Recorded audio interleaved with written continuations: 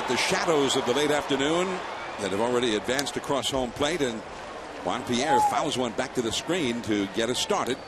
Sunday Night Baseball from Anaheim is underway on Father's Day. Pierre, .330. That's the 7th best average in the National League. And a ball off the inside. Mark Carlson is the home plate umpire. Lackey 5-1 against the Dodgers and 12-3 all told in interleague play. And that curve is slapped foul off to the left, off the facing of the second deck. 1-2 the count. I talked to Mike Scioscia, John, and he said one of the reasons that left-handers were wearing Lackey out early is because he wasn't using his changeup, and he wasn't using it because he felt like it was hurting his arm. But now he feels like he's going to start throwing more changeups, and that should help him against the left-handed hitters. Well, he's going to need to do that because lefties are hitting .462 against his curveball, so he needs that other off-speed pitch to be effective. The Dodgers have 5 lefties in their batting order here tonight, including the switch hitters. Pierre slaps a foul off the left field line. So he hangs tough here against Lackey with a count of 2 balls and 2 strikes. Orlando Hudson in the hole, and there's Casey Blake on the right. Getting ready to put his batting gloves on. He's the cleanup man with Rafael Furcal out on deck. Into the hands, and he just got a piece of that one. Fastball at 92 miles an hour, and he really jabbed him right there. 2-2. Juan Pierre has been really a godsend to the Dodgers. They lost their great slugger, Manny Ramirez, with the suspension. And Pierre has really filled that gap beautifully, although this time with the curveball, it's a strikeout, a foul tip into the glove of Napoli, the catcher. Well, we mentioned the left-handed hitters have been really wearing him out. That's a pretty good breaking ball, but I think the speed got him more than anything else because the ball ends up pretty much in the middle of the plate. But that's one thing about a curveball. It can get you with the speed, and it can also get you with the break. That was definitely just the speed there. And Pierre was out in front. 7-pitch battle, and won by John Lackey. He had 10 strikeouts in San Francisco in 7 innings in his previous start last Monday. And a curveball in for a strike to Rafael Furcal. But that was a weird start, wasn't it, John? Because he also gave up 10 hits. Right. And even though he struck out 10 guys, he gave up 10 base hits. And right over the inside corner, in that ball game, he had 6 strikeouts in the first 3 innings, but had only given up 2 hits. And he gave up 6 of those 10 hits in his last 2 innings of that game, by which time he had an 8-0 lead. It's interesting. I think we've got an interesting contrast in styles. We talked about Clayton Kershaw, the youngster for the Dodgers on the hill. He has an outstanding curveball as well, as does John Lackey. But Lackey has the ability to command it. He has the confidence to throw it for a first pitch strike when the hitter's looking for a fastball to get ahead in the count. To shortstop. This is Ibar, and he throws out the very fast Furcal. 2 down. Let's take a look at the Angels defensively, and there you see the Gold Glove winner, 8 Gold Gloves for Torrey Hunter in center field, one of the greatest center fielders in the game. And there's the infield. It's been a very good infield with Ibar playing shortstop. Cabrera was there before.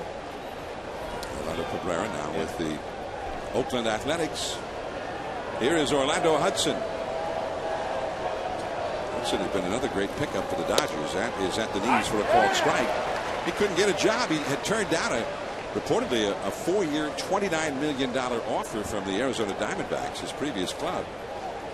And then nobody would make him an offer after he broke his wrist.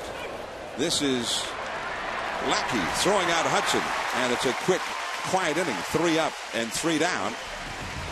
Now it'll be Sean Figgins coming up, then Abreu and Torrey Hunter against Clayton Kershaw. No score from Anaheim.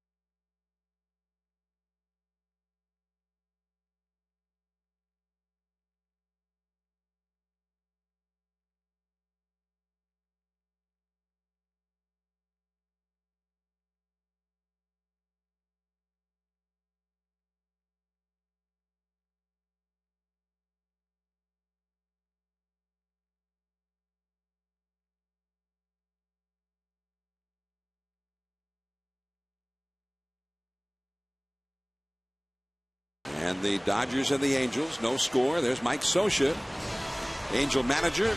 And here's his lineup presented by Taco Bell. Sean Figgins, the igniter at the top of the order, third base. Bobby Abreu, the veteran former Yankee, in right field.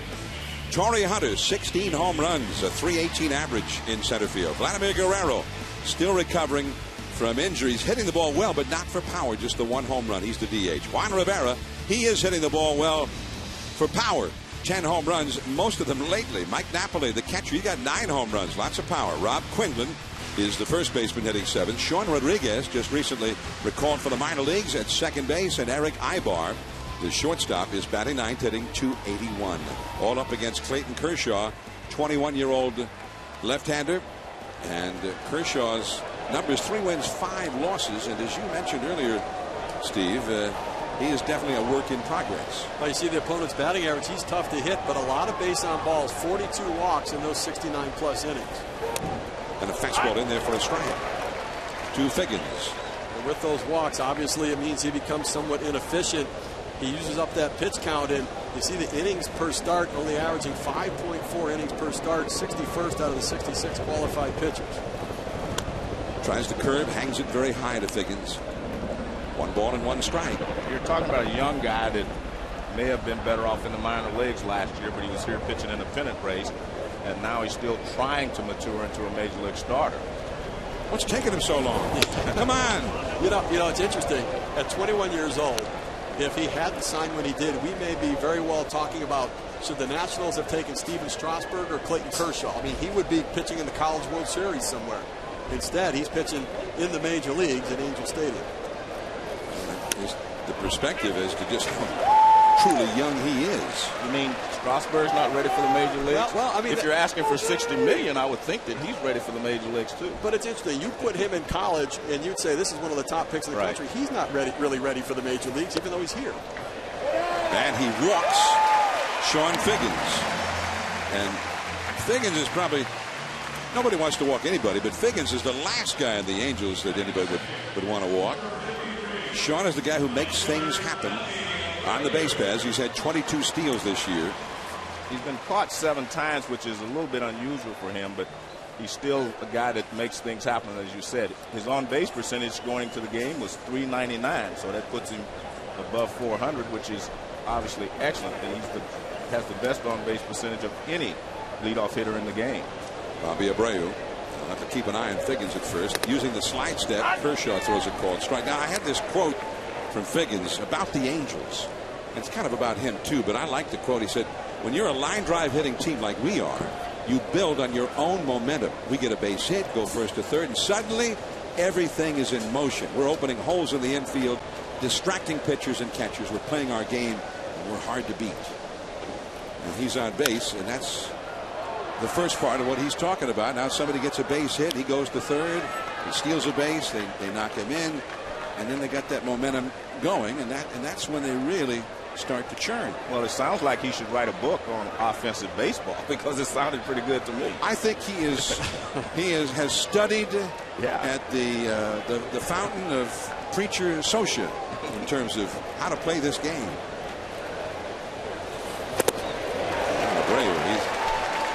Blew that fastball right by him. And you know, his definition of the Angels offense could also be the definition of the Dodgers offense. I mean, they're really very similar offensive teams. The home run not really the main factor, but getting them on and making productive outs and taking extra bases. I guess you're saying neither one of them are a money balls team. No, they swing the bat. Although they'll take their walks. I think that the Angels a little bit more than the Dodgers will. The money ball, you mean the money ball is get walks, high on base percentage, and home runs. Right. Yeah. Well, the Dodgers lead the National League in team batting average. The Angels lead the American League. The Dodgers are 3rd in runs per game in their league. The Angels are 6th in the American League. But the Dodgers are 13th in home runs. And the Angels in the American League are 12th in home runs. But they both are 2nd in their respective leagues in steals. So that is, they do have a similar way of playing the game. At least the Dodgers right now, when they're playing Pierre on a daily basis rather than Manny Ramirez. That whole thing could change once Manny is back into a different kind of an offense. Torrey Hunter 0-1 the count. There is Pierre out in left field. Pierre's made a couple of beautiful catches streaking across the outfield in this weekend series. Figgins with his lead at first. And again, the slide step by Kershaw, and he misses. 1 ball, 1 strike to Torrey Hunter. Hunter seems to get better as he gets older. I remember he used to be a guy that hit around 270, hit his home runs, strike out a lot. But as he's gotten older, he seems to get more shrewd as a hitter. That average has climbed. His whole offensive game has climbed. Big hop to third. Blake's going to have a long throw. Man. In the dirt. What a play by Loney to get him. Outstanding on both sides. Exactly. That's what you call a double star there. You give Blake a star for getting back on that ball and getting rid of it quickly, and then Loney picks it out of the dirt. This is just you don't make 2 plays any better than this. And look, he's going back. He doesn't have time to set himself. He gets rid of it quickly, and a nice pickup there at first base by Loney, as you see the hustling Torrey Hunter down the line. Loney, he's clearly out. Loney got kind of an in-between hop there, too. That wasn't a short hop, so it was a tough pick, Joe. Now, here's Vladimir Guerrero. Not hitting home runs, but he is hitting base hits and line drives here lately. And a base hit could mean a run with Figgins now at second. That hit hard. And bobbled by Furcal. In the dirt, and again picked by Loney. Just get it somewhere in the neighborhood, apparently, and Loney will take care of the rest. That's how you win Gold Gloves. Your infielders bounce the ball over there. I think he just picked up a few votes. On to the second.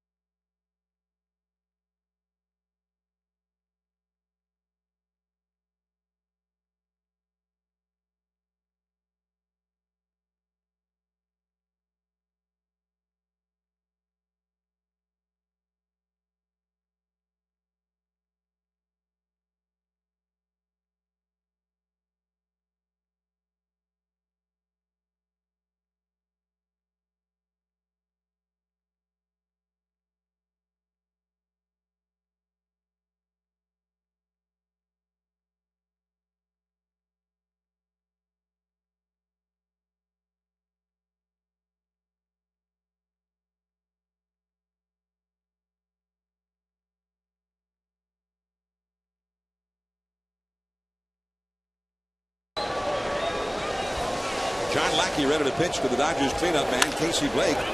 Diving at first and getting it. Quinlan, and Lackey gets the put out. One away. Well, it often happens. You make great play in the field and you're the first guy up, as Casey Blake here. We watched this great play. Remember, Torrey Hunter, one of the speediest runners from the right side in baseball. He gets rid of it very quickly, and just a great pickup at first base by Loney, and able to stay on the bag. Look at Loney staying on the bag, timed to hop perfectly, and comes up with it. And this one was Rafael Furcal. I mean, he bounces off his heel of his glove, picks it up, still has time, but he hurries the throw and throws it in the dirt. You can see Vladimir not in the picture yet, but another backhand pickup this time. by Loney. First time was a forehand scoop. That was a backhand. It's almost like Loney dropped the gauntlet and said, I am the slickest first baseman here in SoCal. And does the OC have anybody close to me? Well, Quinlan did a pretty good job there as the ball is caught at shortstop by Ibar. Ethier is retired, out number 2. Now, defense, such a major part of the Dodgers this year. 3rd overall defensively, .988 team fielding percentage. And what a difference that inning would have been if those balls had gotten away from James Loney. We'd still be out there, and Kershaw be pitching himself out of a jam right now instead of back in the dugout trying to score some runs. John Lackey's getting outs, and he's getting them quickly after that 7-pitch at bat with Forcal to start the game. He's thrown only 9 pitches since to get 4 hitters in a row out. Here is Russell Martin.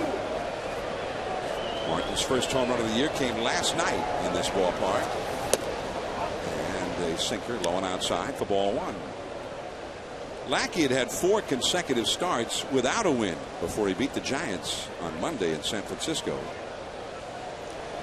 12-3 in interleague play all told, and 5 of those 12 wins have been against the Dodgers. He's got this second best earned run average in interleague play among all starters who've made a significant number of starts. He's tied with Cliff Lee of Cleveland for the most wins in interleague play. And the curveball is low and outside to Russell Martin. 3-0 the count. Now, this is also part of the Dodgers game. Lackey's been getting some quick outs here, but this Dodger team as a group is very patient. They've got the best on-base percentage in the National League. And there's a 4-pitch walk for Russell Martin, the first base runner for the Dodgers. Joe, let me ask you this. You know that John Lackey's one of those guys who pounds the strike zone early in the count. Should the Dodgers be as aggressive as they are? I mean, a lot of first pitch swinging so far in this game, or do you have to wait a guy even like Lackey out? Well, see, Don Mattingly, remember, he's their hitting instructor, and when you ask him about that situation, he says, I want my guys to find a good pitch, whether it's the first pitch, third pitch, or fourth pitch. If it's a good pitch to hit, to go ahead and let it go. That's Don Mattingly's philosophy, and I think that's the way it should be. Here is Loney, and that's off the outside. He said those very same words when he was with the Yankees. Exactly. Right. Remember, the first pitch may be the best one you get to hit, to see. So that's his point. If that ball, if you're looking middle in and you get a fastball middle in, go ahead and let it go. James Loney, the Dodgers RBI leader. And they have scored a lot of runs this year. Not as many lately. As Martin is back to the bag at first. Martin is ordinarily a catcher, but that doesn't mean he doesn't run. He has 7 steals. Now the power isn't there, but he can still run a little bit. With 2 outs, see if Joe Torre tries to put him in motion and make something happen. I'm saying that, I mean, this is the time for it. He missed the sign, John. Well, first of all, he is not Sean Figgins or Juan Pierre. No. So he has to make sure that he gets the pitcher thinking he's not going so he can get a good lead and take off. So he's got to do it with stealth. Yeah, exactly. Not speed. And they are thinking that he might want to run at this point. But they're watching. If I'm thinking it, they're thinking it. Well, sometimes we're smarter than the average bear. Oh, so true. 2-0 the count.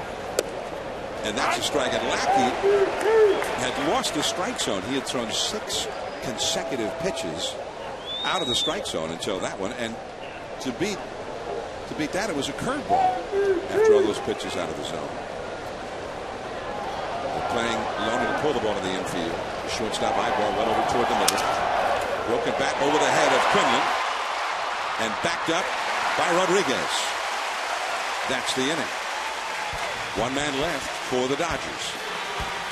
Juan Rivera coming up for the Angels against Kershaw.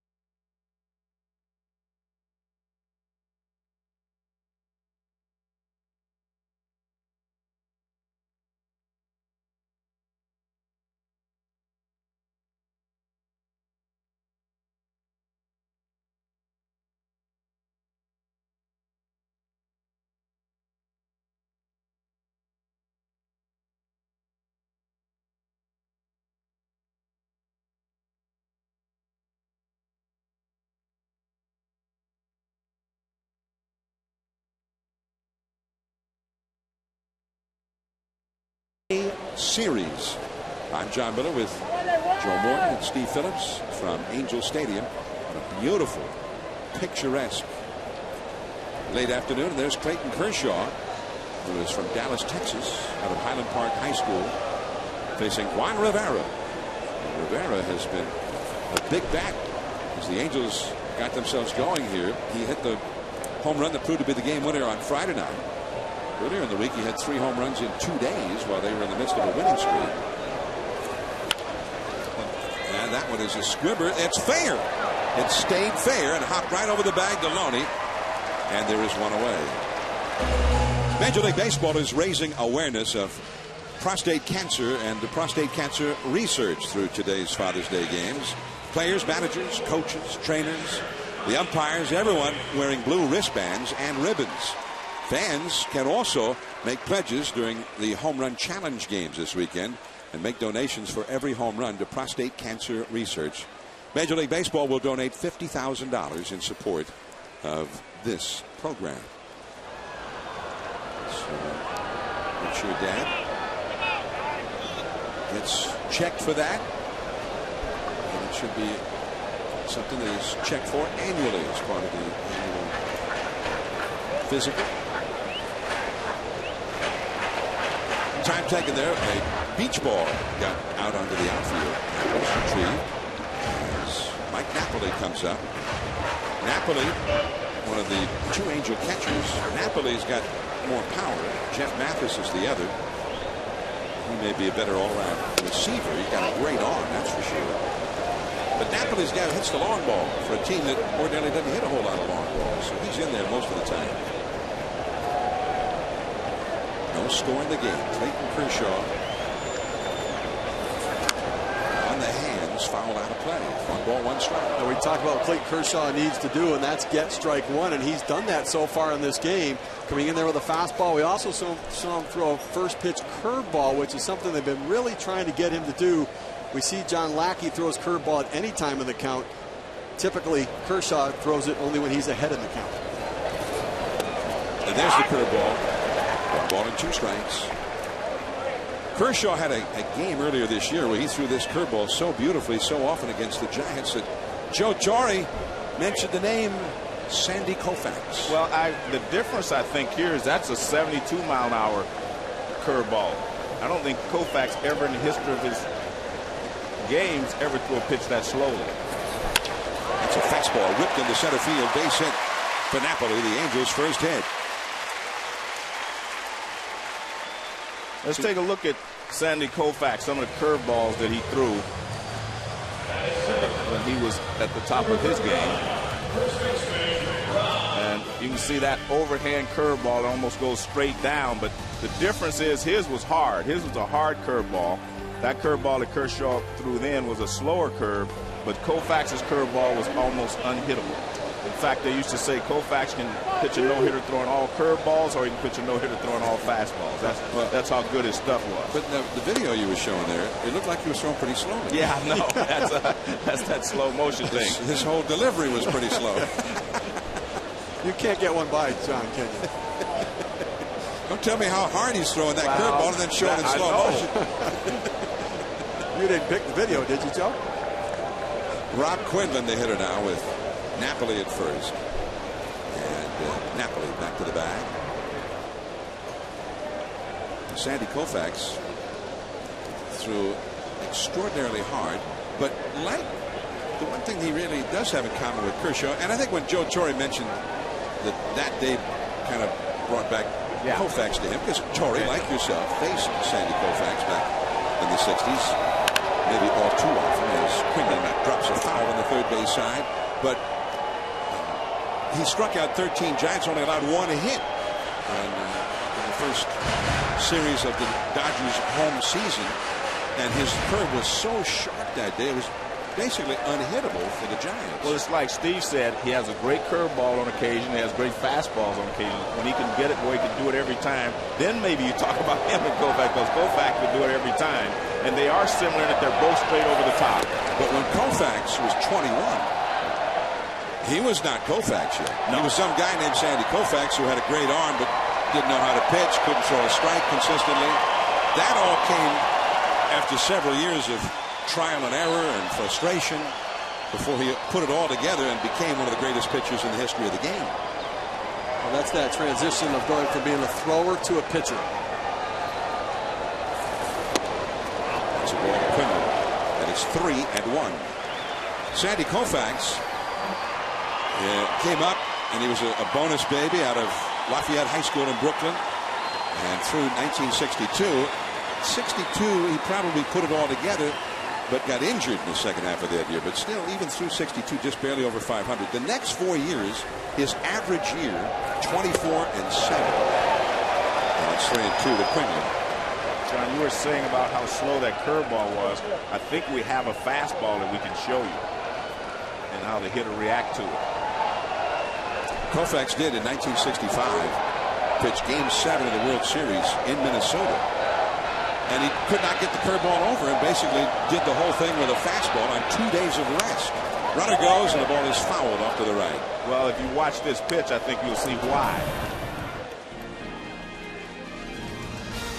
I mean, that's the great Tony Oliva trying to hit there, and the ball's by him before they can swing. Right there, you can see it. I mean, his fastball was lightning. Well, That's faced 2 days rest, you said. 2 days rest. He threw 132 pitches, gave up 3 hits, and the Twins were a great offensive club as Quinlan walks. Napoli was running on the pitch again, and Kershaw has issued his second walk of the game. That game, Game 7, 2 days of rest. Keep in mind, 132 pitches, a 3-hitter, and Koufax won it and was the World Series MVP, as you might guess. And Don Drysdale actually went into Walter Alston and suggested that although Drysdale was due up that day, that Koufax should pitch because the Twins had some great left-handed hitters like Tony Oliva, Don Mitcher, and some others. And he said, I'll be in the bullpen. I'll be ready to go. If he doesn't have it, bring me in. I can go 7, 8, or whatever you need. But I think Sandy should go, which is kind of what Alston thought too, but he didn't want to hurt Drysdale's feeling because Drysdale had been a great pitcher for many years as well. Well, Don Drysdale was the ultimate team player to suggest that. You see here, Brett Ausmus went out to the mound to talk to Clayton Kershaw, and I think that's one of the reasons Ausmus is catching in this game. Kershaw has all the potential, but he needs to be corralled every once in a while. Ausmus, one of the best veteran catchers in the game, going out there calming him down. I was surprised with runners on first and second. They went with a first pitch curveball. This is Sean Rodriguez, the rookie. And he was leading the Pacific Coast League in home runs and RBIs when they brought him up for the minor leagues last Saturday from Salt Lake City, the Bees, AAA affiliate of the Angels. He hit a home run earlier this week against the Giants up in San Francisco. He's got lots of power. He's not a big guy, but he can drive the ball. There's a fastball in there for a strike at 94 miles an hour. If they had a radar gun, Joe, you had 29 career at-bats against Koufax. His best fastball would have been registered at what? 100, I would think, 100 plus. He threw that high fastball. The high fastball he threw was just almost unhittable. That ball is hit high in the air. There's Matt Kemp. And Rodriguez is out, number 2. The runners have to hold at second and at first. That's what you call missing a pitch right there. He had a great pitch to hit. His timing was there. He hit it on the good part of the bat, but he got under it. And everything was there. He just misses. Watch, he's not out. He's not out in front. He's not behind. It's just perfect. Watch this. He's perfect there, right to the ball. He just misses it right there. I mean, he's probably really upset with himself because he definitely had a good pitch to hit. That was his first changeup of the game from Clayton Kershaw. A pitch they've been trying to get him to develop, especially if he can't throw the curveball for a strike, to have something off speed to get the hitter out in front. And he got away with one right there, but he got him out, and it may give him the confidence to go back and use it again. Now the ninth place hitter, Eric Ibar. His older brother, Willie, plays for the Tampa Bay Rays. And there's ball 1.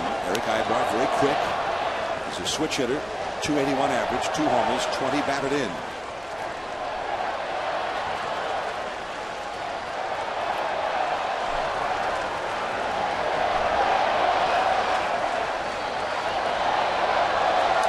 Two on, 2 out. And he chased that high fastball and fouled it back to the screen.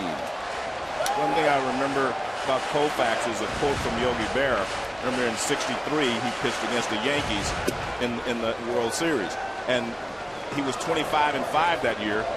And the Yankees, after that, a game, they asked Yogi about Koufax, and he said, "Yeah, I understand how he won 25 games." He said, "I just don't understand how he lost 5." I mean, he was that good. Struck out 15 in Game 1 of the '63 World Series, which at that time was the all-time World Series record. And the fans at Yankee Stadium were kind of hard to impress. Yeah. They had Whitey Ford going. They said, "Well, this guy was good in the National League. We'll see about the World Series at Yankee Stadium." Whitey Ford's the all-time great World Series pitcher, and Whitey retired the side in order. He says, "All right, see, that's how it's done, young guy." And he struck out the side on 10 pitches in the bottom of the first, and then set the strikeout record and won that game. And that's all for Ibar. Casey Blake throws him out. 1 hit and 2 men left. John Lackey back to the hill. He'll face Matt Kemp when we return.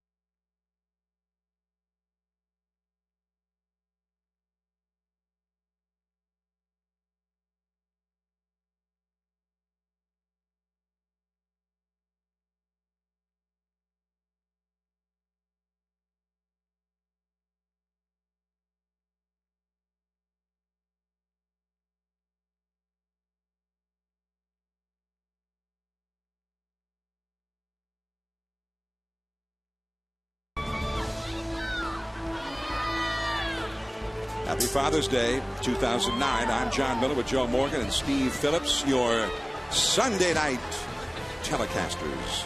Our 20th season of ESPN Sunday Night Baseball. And we've got the Dodgers and the Angels in the All-Southern California interleague matchup, scoreless in the third. And there is a slider in for a strike to Matt Kemp. Brad Ausmus, and then leadoff man Juan Pierre to follow. Kemp hitting .315, 8 home runs. The ops is pretty high. Got 18 steals as well, and that's a foul. The count is 0-2. And his dad, we had a chance to meet him when the Dodgers were in Chicago, Carl Kemp, and the two sharing a special bond on this Father's Day. A lot of other dads and their kids, mom, sharing the day here at Angel Stadium. Ooh, man, fastball. He fouled it straight back. It's always a problem, though, when there's 2 kids at the game and only one of them gets the foul ball. Right? I mean, you know, what's Dad going to have to do to negotiate that you got to share it, kids? And she might be too young to know about it. I like the one where the dad gave the foul ball that he just caught to his kid. His kid looked at it and then threw it out of the field. Wanted to play catch with somebody. 0-2 the count. Fastball inside from Lackey. Maybe he was a Cub fan. Well, Carl Kemp, Matt Kemp's dad, definitely not a Cub fan these days. So he loves the passion that Matt has for the game. This is Figgins, and what a play! Beautifully done, and there is one away. Here's Kevin Nagandi at the studio with the Sports Center right now.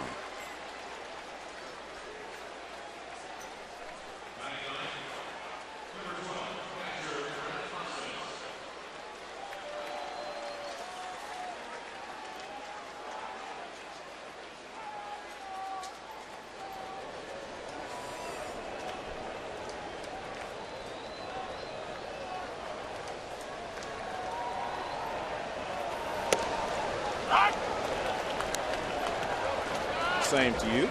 Thanks, Kevin. It's almost like Albert gave Tony La Russa a nice Father's Day gift. Not his dad, but maybe a manager's day gift for his 2500th victory.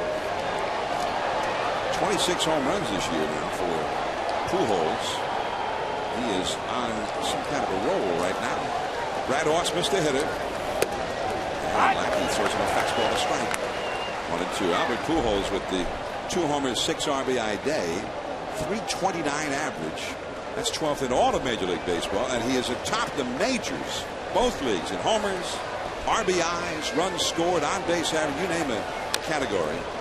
And it's Albert and then everybody else. You got to believe Tony La Russa looks at it as a gift every day when he can write Albert Pujols' name, number 3 spot in that lineup. Well, I think he looks at it as a gift when they pitch to him. Yeah. I think we're going to see that change pretty soon. We'll see Albert against the Mets in Monday Night Baseball tomorrow night. In the dirt with that hard slider. That's the strikeout pitch most often for Lackey. Ross was thrown out by Napoli.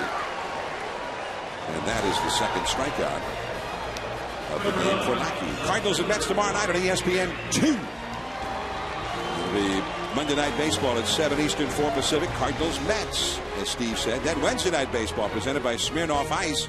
The Yankees and the Braves at 7 Eastern, 4 Pacific. ESPN News will be shown in New York and Atlanta on Wednesday. Wednesday's game is part of the American League National League Showdown presented by State Farm. Here's Juan Pierre. He gave a little Joe Morgan elbow flap there. Did you catch that, Joe? Yeah, I saw it. He's talked to me about it in the past. Then he shows bunt. He showed bunt on his buddy Sean Figgins down at third base. Both came up in the Colorado Rockies organization. And buddies, in fact, Juan Pierre has been staying with Figgins in his house during the weekend series. Remember, they played against each other. They're from the same part of the country. They played youth league games, high school, and that sort of thing. Summer league baseball against each other.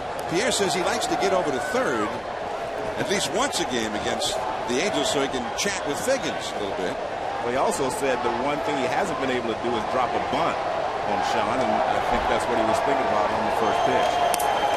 Well, I'd like to see him do it, because he may be the best bunter for bunting for hits in the game. Absolutely. I think he is. You know why? Because he works at it. He's one of the first guys in the park. You go to Dodger Stadium, he's out there working on his craft, trying to get the right sort of speed on the bunt to be able to get it in the right spot. 2-1 the count.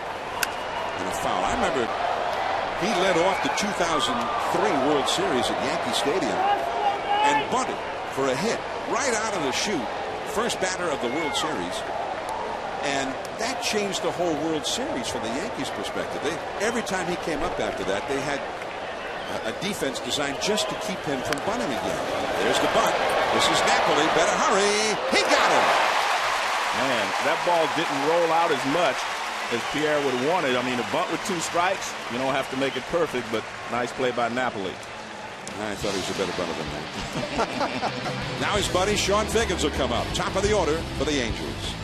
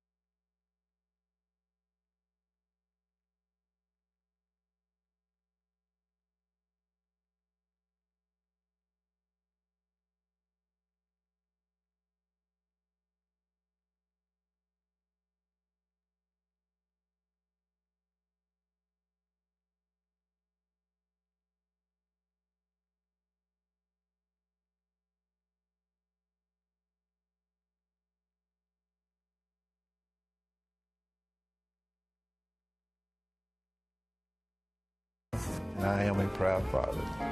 Happy Father's Day, Pops. Thanks for everything you've done for me, and I definitely wouldn't have been here without you.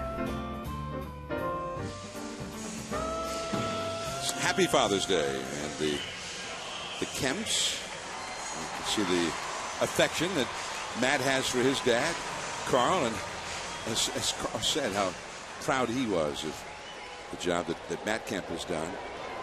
And Matt Kemp, he's only 24 years old. I think he's already been around for a while, and sometimes we forget that he has a lot of room to still grow as a player, and he may have the ability to become one of the great stars in this game. He's got power, he hits for average, he's a Gold Glove caliber outfielder, a strong arm. There's not much in the game he can't do. Sean Figgins leading off against Kershaw, and he hits it to the wrong guy. The Gold Glove capabilities of James Loney come into play, and there is one gone in the Angels' third. John, I've always thought that the reason that all these players always say hello to mom on television is because moms are usually the ones that drive them to the games all the time because their dads are working. So they spend a lot of time going to their athletic functions with their mom. So they get a chance, they say, "Hi, Mom," on TV. Well, I know Cal Ripken, that was the case with him. His dad was always managing a minor league team somewhere, or later a coach in the big leagues for the Orioles. And Cal often said he appreciated all the time his dad gave him and how he taught him the game. He says his mom was the one who took him to all the Little League games and the Babe Ruth League games and the like. There's a called strike to Bobby Abreu. Abreu struck out his first time. Of course, Cal, they had the ultimate Father's Day celebration in Baltimore when both Cal and Bill Ripken played for their dad. And the slider is in the dirt outside to Abreu. I think moms are always underappreciated as well for all that they do. Or I think a lot of times dad get the kind of feedback they want in their workplace, but moms don't. Taking the kids around to all of the games and getting meals after every practice. And a strike on the outside. Well, happy Father's Day to you, Steve, the father of four boys. Four boys. And happy Father's Day to you, Joe, the father of 4 girls. Yeah. And our 20th Father's Day. Father's Day to Joe, I mean, means a baseball game somewhere. This is our 20th Father's Day, where neither one of us is with our kids. We're with each other. And now with Steve on Sunday Night Baseball. 2 down. All right, take a look. We talk about Clayton Kershaw's curveball. This is oftentimes a take pitch. It's such a good breaking ball. The hitters give up on it. Bobby Abreu looking for something else, but on a 2-2 count, you got to try to spoil that pitch. That's a great pitch. Torrey Hunter fouling a fastball into the upper deck. Strike one. Torrey victimized on an outstanding play by Casey Blake in the first inning. Torrey hitting .317. Torrey lucky to be in this game tonight. He had a collision into the left center field wall at AT&T Park last Monday night up in San Francisco. And as Torrey himself said, he tangled with a lot of walls. And he's about 0 for 16 now, crashing into walls all around the country. But that was the stoutest wall he'd ever tangled with. Casey Blake throws him out again. Torrey only got a contusion of the rib cage, nothing more serious, and we're glad he's in there tonight. For Carl, Hudson, and Blake coming up.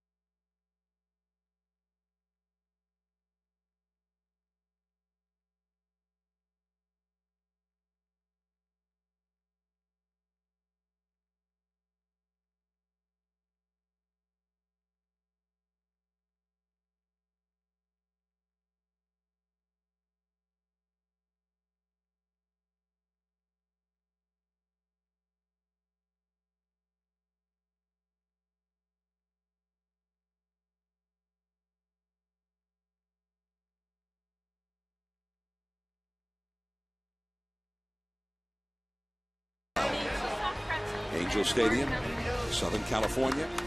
The Dodgers and the Angels, the rubber match of this interleague series. And the first 3 innings have been played scorelessly. The Dodgers come up, and Rafael Furcal, who is also, I was given a lot of compliments to the bunting ability of Juan Pierre, but Rafael Furcal is also an outstanding bunter. He's got that chop bunt that he has perfected to the shortstop. It looks like on each of those first 2 pitches from Lackey, he was thinking about doing it. Spread the hands part of the bat. He beats out several of those every year. Dodgers have not had a hit against Lackey. And the curveball buckled his knees a little bit. Strike 2 call. Did you ever do that, Joe? That kind of put your boy to the slash? No. It could be effective because if you get the third baseman in, all you got to do is slap the ball by him. The shortstop can't throw you out. Just got a piece of that curveball. Well, this must be a much better curveball than Lackey had earlier in the year. Steve, you were mentioning that on curveballs, left-handed hitters were hitting about 460 against it, but they're not hitting that curveball tonight. They are. Now we're still dealing a little bit of shadows. You see Lackey in the sun with him coming out of the sun into the shadows. But he is getting that good downward break and changing the hitter's eye level where he's going up in the zone and then breaking the ball down and out. You see some of the shadows still on the field here with the earlier start than normal for an evening game. 1-2 the count. Fastball. Ready for a ball. 2-2 with Orlando Hudson on deck, and then Casey Blake, the cleanup man, due up third in the inning. There's Hudson. Blake in the hole. 0-0 in the 4th. Oh man. Sharp breaker for the strikeout, and Napoli throws him out. 1 away. John, I went in to talk to Mike Scioscia tonight and asked him about his team. And he didn't want to talk about his team. He wanted to talk about Torrey Hunter. He said for everything that he does, offense, defense, leadership, everything else, he said right now he is the best player in the American League. And he said he doesn't get that credit, but he is the best player for this team and for, in the league right now. I said, he is underrated. He said, Joe, no one notices, but he does it day in and day out. He said he never takes a pitch off. When he's in the outfield, he doesn't take a pitch off. You see a lot of times a guy might take a pitch off and then the guy hits the ball and he's not ready for it. He said he doesn't take a pitch off when he's on the bases. He doesn't take a pitch off when he's at bat. He said, and he has become truly the leader of this ball club, and he's the best player in the league, according to Mike Scioscia. And he doesn't do that very often. Scioscia's not a guy who says, my guy's the best. And so I have to agree that, Torrey Hunter may be the best player in the league, according to the way Scioscia grades him. Torrey got the whole combination. He's 7th in the league in home runs, or was when the day began. 6th in runs batted in, and 7th in batting average. And he's the perennial Gold Glove man in center field. He's not made an error since he came to the Angels. This is his 2nd year with the Angels, and he has got those some intangibles about clubhouse presence, being a leader, that sort of thing. Well, the other thing he is he's verbal. And I think that to really have an impact as a leader, you can certainly lead by example. But Torrey Hunter is willing to talk to his teammates and share his thoughts, whether they're frustrations or excitement or energy about what's needed. And that is all for Orlando Hudson. Man, this is pretty mean stuff being thrown up there by Lackey right now. A lot of swings and misses from the Dodgers here recently. Well, he's got a great curveball tonight. Maybe the curveball that they've been hitting wasn't as sharp as this one, but with 2 strikes, you see this ball goes down and out of the strike zone. And, of course, that's the way you want to throw a curveball, so that it breaks out of the zone. You don't want to leave it in the zone. You want it breaking out of the strike zone, and if you can get the hitters to chase it, normally with 2 strikes you can do that. A sinker in for a strike to Casey Blake. Blake grounded out to first his first time. Lackey 3 2/3 hitless innings with 4 strikeouts. He struck out 3 of the last 4 he's faced, and nobody has hit the ball out of the infield against him for the Dodgers. If they haven't been striking out, they've been grounding out. There's been 1 pop-up. So that is domination so far from Lackey. This is the way he was pitching in that game against San Francisco last Monday. That fastball in there for a strike, and Blake shot a glance back at the plate umpire, Mark Carlson. 1-2. As much as Mike Scioscia wants to talk about Torrey Hunter as a leadership, the leadership that Mike Scioscia has shown this year with all of the issues the Angels have had, I mean, to talk about the fact that they had 60% of their starting rotation injured to start the season. They've gone through 12 different starting pitchers this year. And the death of Nick Adenhart early in the season. They've had so many different things to deal with. Scioscia has been phenomenal in keeping this team together and focused and getting them to play the game on the field. Casey Blake with a pretty good take on that slider. And the count is 3-2. Well, you saw Adenhart's jersey. You were talking about the tragic death of the young Angel pitcher very early this year, and they keep that jersey in the dugout during their games. His locker is still kept separate and empty in the clubhouse in tribute to him as Casey Blake gets a walk. And they also had the number 34 commemorated on each uniform jersey. There you see it. So with 2 down, Casey Blake gets a walk. And that'll bring up Andre Ethier. Adenhart pitched a beautiful ball game. 6 scoreless innings against the A's. And then just hours after the game, the 22-year-old and 2 others died in Garden Grove, killed by a suspected drunk driver. The Angels had a lot to deal with a fallen teammate. That is for sure. And as Scioscia said, the games themselves became a haven for the grief-stricken Angels as a group. 1 ball and 1 strike to count to Andre Ethier. Ethier popped up short his first time. So the Angels have had injuries. They've had all the things that will happen during a baseball season, and also tragedy beyond belief. And they have attempted to persevere. And that's the first hit of the game for the Dodgers. Andre Ethier with a single to center, and Blake goes to second.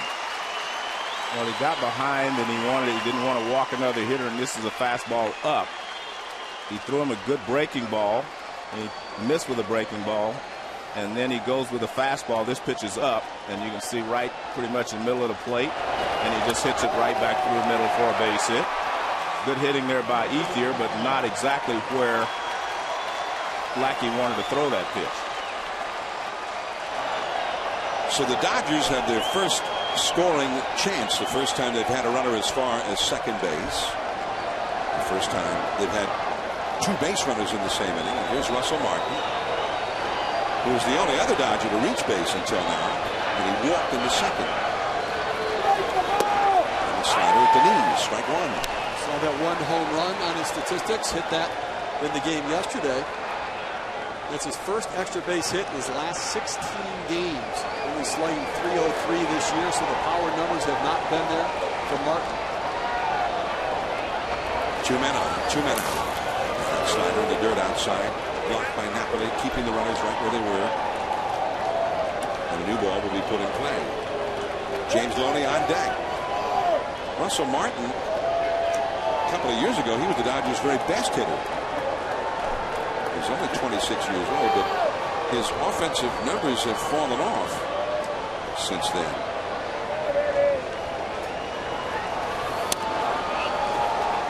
He had 87 RBIs the year before last and a .293 average.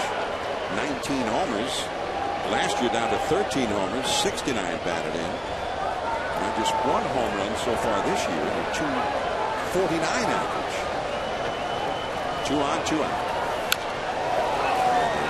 Dribbler foul and that curveball. 2 balls, 2 strikes. You see, John Lackey has that confidence in his curveball. A 2-1 count with runners on base to throw the curveball to try to get Martin out in front looking for a fastball. Just get him to pound it in the ground. That's confidence. Clayton Kershaw hopes to someday have that same kind of confidence for his curveball. Blake at second, Ethier at first, and in the dirt with the curveball, and it's a full count. Kershaw with his elbow wrapped in the towels in the dugout. He may already be pitching the next inning in his head. Vladimir Guerrero will be leading it off for the Angels, but James Loney watching from the on-deck circle, 3-2. There go the runners. And the curve is blooped foul off to the right. And they'll try it again. Well, what happens, John, when a pitcher like Lackey wants to throw a 3-2 curveball, it's not as sharp as maybe a curveball on 2-2. He's just trying to make sure he throws a strike with it, gets it in the strike zone, and make sure that the guy has to swing at it. He doesn't want him. This is not a strikeout curveball. He's just trying to throw it up there and make him swing. So he starts it in the strike zone. Runners go, and he walks him. Well, that one was. I watched him earlier in this inning, and it seemed like when the two of these bounced, he's like holding on to it a little longer, and I don't understand why. He was throwing it so free and easy, and all of a sudden, this inning, he's thrown 3 of them in the dirt. It looks like he's throwing them out in front of him and the ball is bouncing. Yeah, it does look like he's kind of cutting across his body when he's throwing it instead of getting it out in front and pulling it down. So he's lost his feel a little bit for it. John Butcher, the pitching coach, out to conference with him along with Mike Napoli. The bases are loaded. It all happened after 2 were down, and Lackey has thrown 28 pitches in the inning. The American League National League Showdown is presented by State Farm. This season in interleague play, the American League has an 88-78 lead.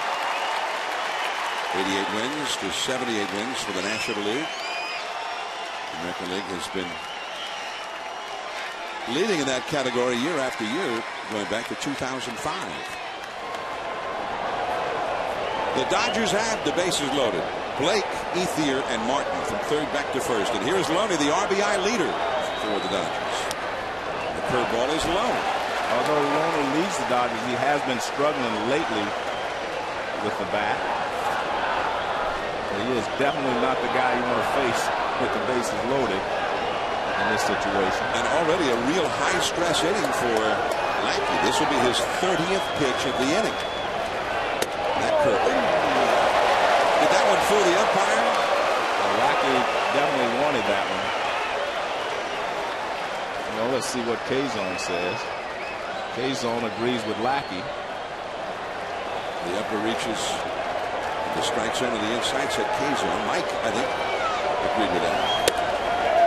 Now, fastball for a strike, and it's 2-1 to the dangerous Loney. Well, Joe, what's he looking for in that pitch right there? You've got a 2-0 count with the bases loaded, and he can't get his curveball over. Isn't he sitting on his fastball? Well,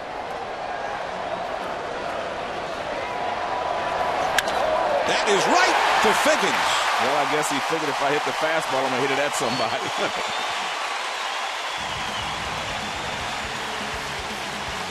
A marathon inning for Lackey, but he survived it.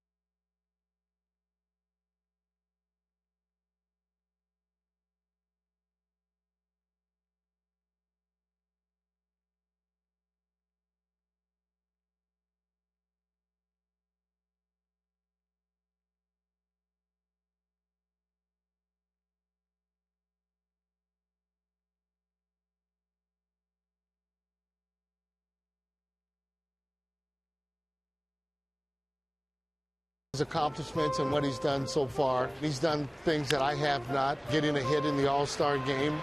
I can remember having my grandson there. After Junior got the hit, he called me Papa and said that he was going to be better than me and his dad. I'm standing out in left field during the All-Star game, and I can see my father and my son sitting there in the stands, and I thought back 20 years ago, that was me sitting up there with my uncle watching my father out on the field, and now it's come full circle. It's a really special thing. Dad, thank you for the memories, thank you for the influence. I'm simply not where I am or who I am without you. Happy Father's Day, and I love you. Happy Father's Day 2009, and Gary Matthews Jr., All-Star in the American League in 2006, the 11th father-son combination in Major League history. Both the father and the son were selected to an All-Star game. And his dad, a former teammate, Joe Morgan's. And one of my all-time favorite teammates, the Sarge. I've quoted him on our telecast for years. He came up with slide piece, slide didn't he? piece, yeah. Yeah, it was cool. I'd never heard that in all my years. And he said, man, that was a nice slide piece, wasn't it? And that he kind of coined that phrase. Slide piece. Yeah. Vladimir Guerrero, 1 ball, 1 strike, facing Clayton Kershaw. And he blew a fastball right by him. Glad had not been the same hitter, although Mike Scioscia has sort of a glass is half full take on Guerrero in his travails so far this year. Inside with a fastball at 94, 2-2 the count. He says that getting Vlad back with his power, and he thinks that's going to happen. He likes the way he's swinging the bat right now. He's got an 8-game hitting streak going. He's making solid contact. He's not elevating the ball. Curveball. Wow. Hit that one. Looked like a balloon floating through the air, and he almost beat it out. Hudson throws him out, and there is one away. But he says he gets Vlad hitting home runs again. Gets Kendrick back from the minors, as they remember Kendrick from the past, and then Escobar back in the bullpen. That'll be like 3 trades for them. All right, take a look at Clayton Kershaw right here and the effectiveness of his curveball. 0-2 count.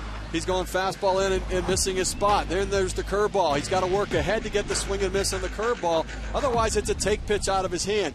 You see him busting people inside with a fastball and then locking them up with a curveball right there. Very effective in this game tonight. He's only thrown 4 curveballs. He's gone at the hitters with the fastball, showing a couple of changeups, and then waited to use the curveball for the swing and the miss. Juan Rivera, and the curveball is a strike. Rivera grounded out to first his first time, hitting .311. He has been hitting the long ball here lately with great frequency. 4 homers going back to last Sunday, including a game winner here on Friday night against the Dodgers. Napoli on deck. No score in the game, last of the 4th, but we did see one of the reasons the Dodgers are so tough offensively. They were grinding it out against Lackey. They forced him to throw 32 pitches in that 4th inning. There's Blake. And Rivera is out number 2. And so far, Kershaw has been excellent in this game. The pitch count is definitely under control. He's not throwing the huge numbers of pitches that have been associated with him. Only 51 pitches total as he works in the 4th inning. There's a guy. He's ready. He wants to be put in there. Let me take a shot at this guy. He hasn't seen the curveball. Right. This looks easy, huh? So 2 down, nobody on. Napoli hit a single his first time. And Kershaw is low for ball 1. Kershaw was a quarterback at Highland Park High School. But after his freshman year, he sort of gave that up. He thought maybe baseball was where it was going to be for him. And then you look a little deeper and you find out that the quarterback at Highland Park was a guy named Matthew Stafford. And he was the first pick in the NFL draft here a little while back. So maybe he had somebody in front of him who was a little bit better than anybody else in the country had in front of him at that time. But the Dodgers are happy to have him. And the Dodgers played an Interleague Series in Texas. He got to come home, and first thing he wanted to do is go get a tour of the new Cowboy Stadium. He's a huge Cowboy fan. That curve is foul-tipped. And he was duly impressed when he went to the new Cowboy Stadium. And he said, man, look at that. The retractable roof. And he said, this is way better than Texas Stadium, where the Cowboys used to play. Clayton Kershaw, 2-2 the count. And that is into left center field, a base hit. So Napoli is 2 for 2, while the rest of the Angel lineup is 0 for the night. Nobody else has a hit against Kershaw besides Napoli. Now Rob Quinlan will come up with 2 down, runner at first, no score in the 4th inning. Both starting pitchers actually have a Dallas-Fort Worth Metroplex background in a way. Lackey's also from Texas, although from Abilene, Texas, but he went as a freshman to college in Arlington, University of Texas, Arlington, and he was a hitter and an outstanding hitter. But they said, you know, maybe I ought to think about pitching. He was just occasionally throwing in relief. So that summer, in the summer league, he concentrated on pitching, and then he transferred to a junior college the next year. Became a pitcher. But he's a pitcher who was a pretty good hitter. In the air to right, Andre Ethier in the sunshine, and the inning is over. Quinlan is gone. 1 hit, 1 left. Lackey, who also seemed to make the right decision, will head back to the hill.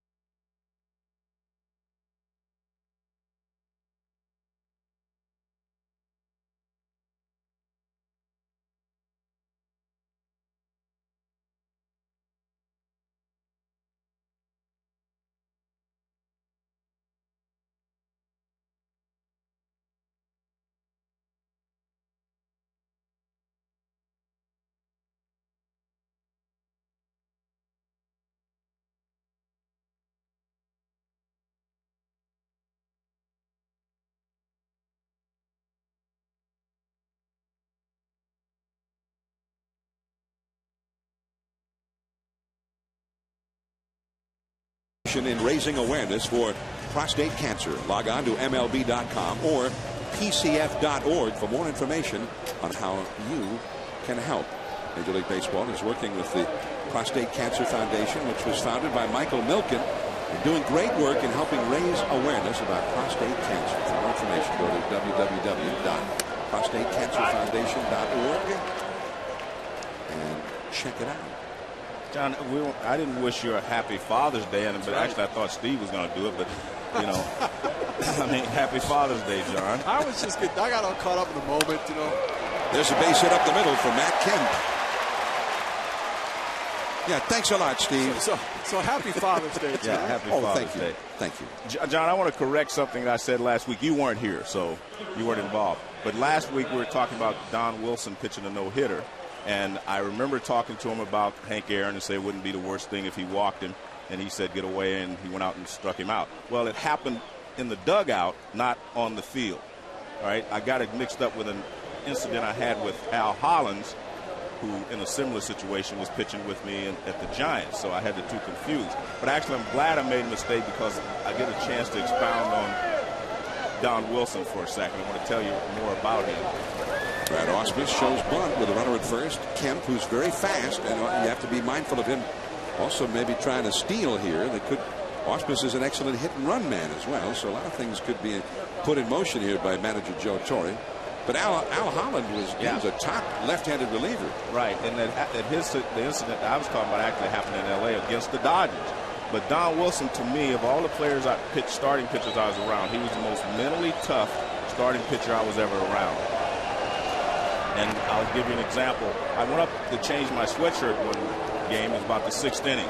And he was in his locker. And I walked over and tears were streaming down his eyes. He was in such pain. You know, as starting pitchers, that happens a lot. And the reason I say it's mentally tough because he went back out and pitched 2 more innings and got the guys out. Now, people might say that's physically tough. No, it's mentally tough if you go out and do it with the pain, you know, still there. So he was the most mentally tough starting pitcher I ever said. Not the best, but the most mentally tough. His arm hurt? His arm was killing him. That was the point. There's the bunt by Ausmus. And Lackey looked at second, but Kemp has great speed. He was already there. So he got the sure out at first, and Ausmus gets it done. Kemp now in scoring position as we go to the top of the order. And I want to take it a little step further about him mentally tough. He pitched another no-hitter against the Cincinnati Reds. Jim Maloney had pitched a no-hitter against us, meaning the Astros, the night before. And then Don Wilson followed it up and pitched a no-hitter the next night against Cincinnati. All this happened in Cincinnati. And that's why he was just one of the greatest pitchers I was ever around, and he died prematurely in an accident. That ball is driven down the right field line, and a fair ball by Juan Pierre. That will get the first run of the game home. Ball juggled in right field by Abreu, but it was going to be a double anyway, and an RBI for Juan Pierre, who ironically has been an excellent RBI man for the Dodgers since taking over for Manny Ramirez. And it is 1-0 Dodgers. Well, he's not an RBI machine typically, but he's a very aggressive hitter, and that's what you want with runners in scoring position. Be a little bit more aggressive. Lackey again missing the spot, leaving that out over the plate. Juan Pierre being aggressive, pulls it right down the line. And then out of the box, he's thinking to himself, maybe I can get 3 here. Trying to hustle his way through, but the way the ball ends up kicking to Bobby Abreu with his arm, ends up at second base. Now, toward the middle by Foucault. Ibar throws him out, and there is Pierre to renew acquaintances with his longtime friend Sean Figgins over near third base. Figgins said that when he gets over to third, he talks so much, the pitches are coming, and he tells him, man, watch the game. Let me watch the game. See, now there they go talking to each other again. But they had some great times together in the minor leagues because they didn't have a lot of money. They waited till after the game was over so they could eat free hot dogs. Here's Orlando Hudson, runner at third. By the way, Juan Pierre, he doesn't have any home runs. He has 23 RBIs now, but Pierre came into this game hitting .333 with runners in scoring position this year. So he has been excellent and one of the most dependable for the Dodgers. You put a runner out there at second or third. 2-0 the count now to Hudson. Hudson's been pretty reliable as well. Hudson hitting .294 with runners in scoring position.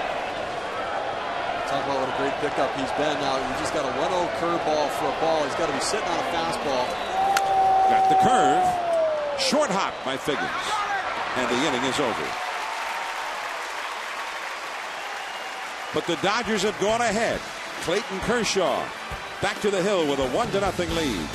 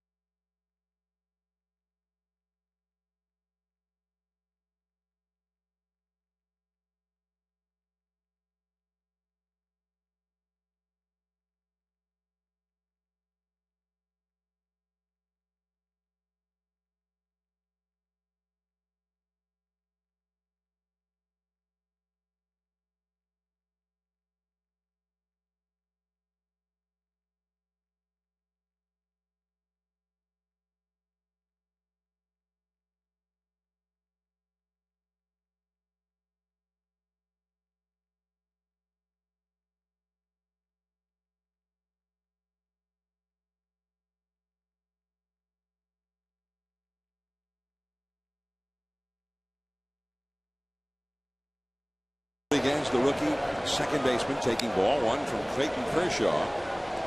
Rodriguez is a rookie, 24 years old, facing Kershaw. In his second year in the big leagues, Kershaw's 21. Very high. The changeup, and the count is 2-0. Rodriguez flied out to shallow left center his first time, and now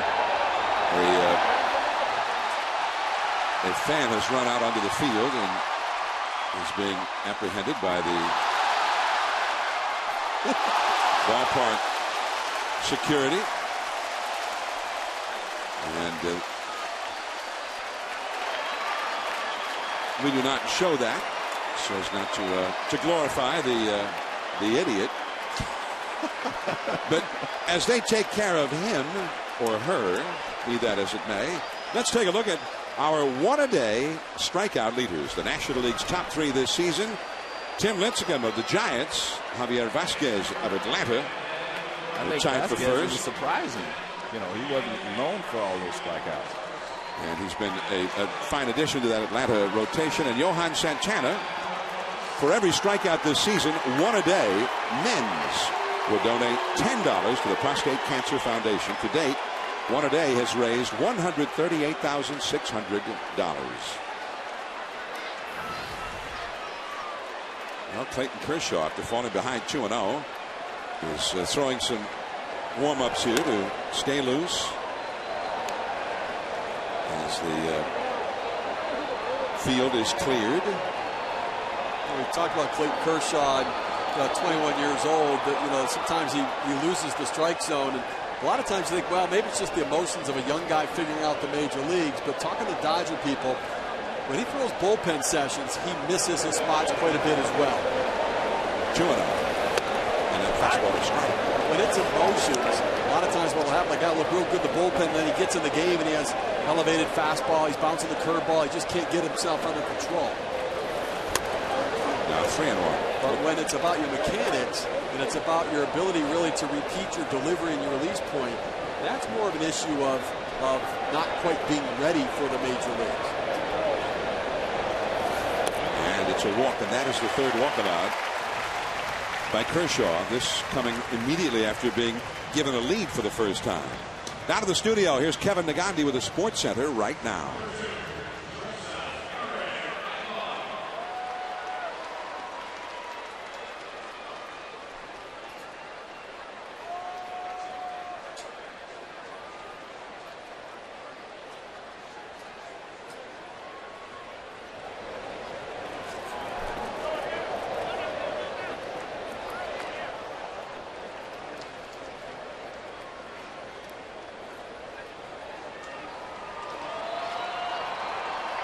What are the odds? Two different games, both needed to be 3-0, and it happened both ways. Wow. Rodriguez is aboard after the walk by Kershaw, and here is Eric Ibar with a count of 1-0, strikes, facing Kershaw, who suddenly has lost the strike zone. Kershaw had not thrown many pitches comparatively, only 58 pitches through 4 innings. He has walked the leadoff man here. Now Ibar shows back, and there's the ball to second base. The throw is wide. It was going to be late anyway. Kemp, who has a very strong arm, backed up the play and holding at second Rodriguez, but it looked to me like Kershaw made the wrong decision to begin with. Well, he definitely made the wrong decision because he wasn't going to be able to get Rodriguez at second base, and then he rushed it and threw wildly. I think that's why he rushed it, because he realized it was going to be late. Now watch where Rodriguez is when he gets the ball. Now watch, he starts to throw. He's already there. See, the ball is late arriving there. And a good backup by Kemp. That was a tough pitch to bunt. I thought it was going to hit Ibar. But I guess because the ball bounced 2 times right to him, he thought he had a chance. But you can see it there, he did not have a chance to get Rodriguez at second base. See, really, that ball almost hit him in the chest. If he misses that, it's going to hit him. But you got a veteran catcher back there. Shouldn't he be yelling first base on that? He had his mind made up already. I agree with you, but he had his mind made up already because the ball bounced twice and came directly back to him. But he had to remember that, Rodriguez runs well, the guy at first base. So it could be another bunting situation here for Figgins, although you never know with Mike Scioscia. Figgins is 0 for 1 with a walk. He shows bunt and takes low for ball 1. One thing about Figgins bunting, he may not be bunting just to make it out and move the runners up. He usually bunts for a hit, and he's good at it. There are a lot of managers, when they have a guy who can run bunt, that's what they do. You bunt for a base hit. Let's get it down. You're not squaring around and sacrificing, just giving yourself out. Just try to get it on the ground and try to beat it out. You're not trying, again, you're not just trying to move the runners up like a pitcher would do in this situation. Wednesday in San Francisco, in the 8th inning against Tim Lincecum, down by 2 runs with 2 men on, same situation as this, as the catcher Ausmus is out to speak with young Clayton Kershaw. It looked like it would have been an ideal bunting situation, but Mike Scioscia said, no, I want him swinging away. He's not a guy who hits double play balls. Even if they get a force out, if he hits a ground ball at second, he can steal second, and then you'd have second and third anyway. But he's been one of the Angels' best all-round hitters. He didn't want to give him up then. This is a little bit of a different situation here. We're only in the 5th inning. His club's only down by a run. He's not bunting. And that ball goes right by Ausmus. Finally, Kershaw very belatedly covers the plate.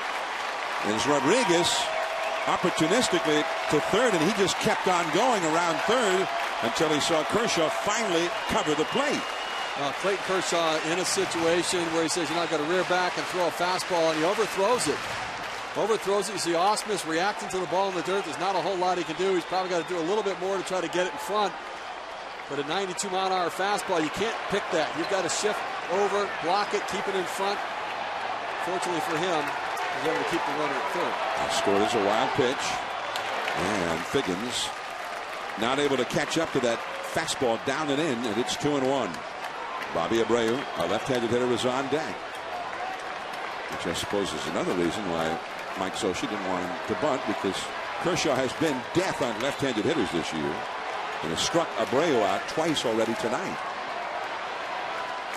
Check swing. Did he go? An appeal? No. Tim Cheetah, the crew chief, said no. No swing. 3-1. I see Brett Ausmus trying to set up inside so that Sean Figgins can't hit the ground ball to second to get one in and get one over. The problem is Kershaw has to aim for the middle of the plate and hope that he works to either corner. He doesn't have the kind of command to hit his spot. And he is walking. In this inning, 2 walks and an ill-advised throw on a sacrifice bunt attempt. Nobody out, and the bases are loaded. Sometimes, John, with young pitchers, they get tired. Their arm gets tired, and they cannot, find their delivery motion, get in the same slot that they were in earlier in the ballgame. Sometimes fatigue does force you to be a little more erratic.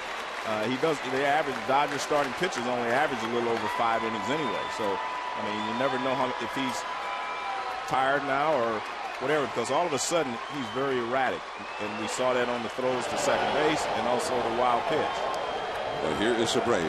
And this has all been a gift from Kershaw to the Angels. They really haven't done anything. Just take their walks or take the ill-advised throw when he had a chance for an out at first base. I sure don't like, with the bases loaded, nobody out, throwing a first pitch curveball. He can't command his curveball. He only throws 44% of them for a strike. The average major leaguer throws 64% for a strike. He puts himself in an automatic hole, and now Bobby Abreu is sitting fastball in this pitch because he knows Kershaw can't throw him the curveball for a strike.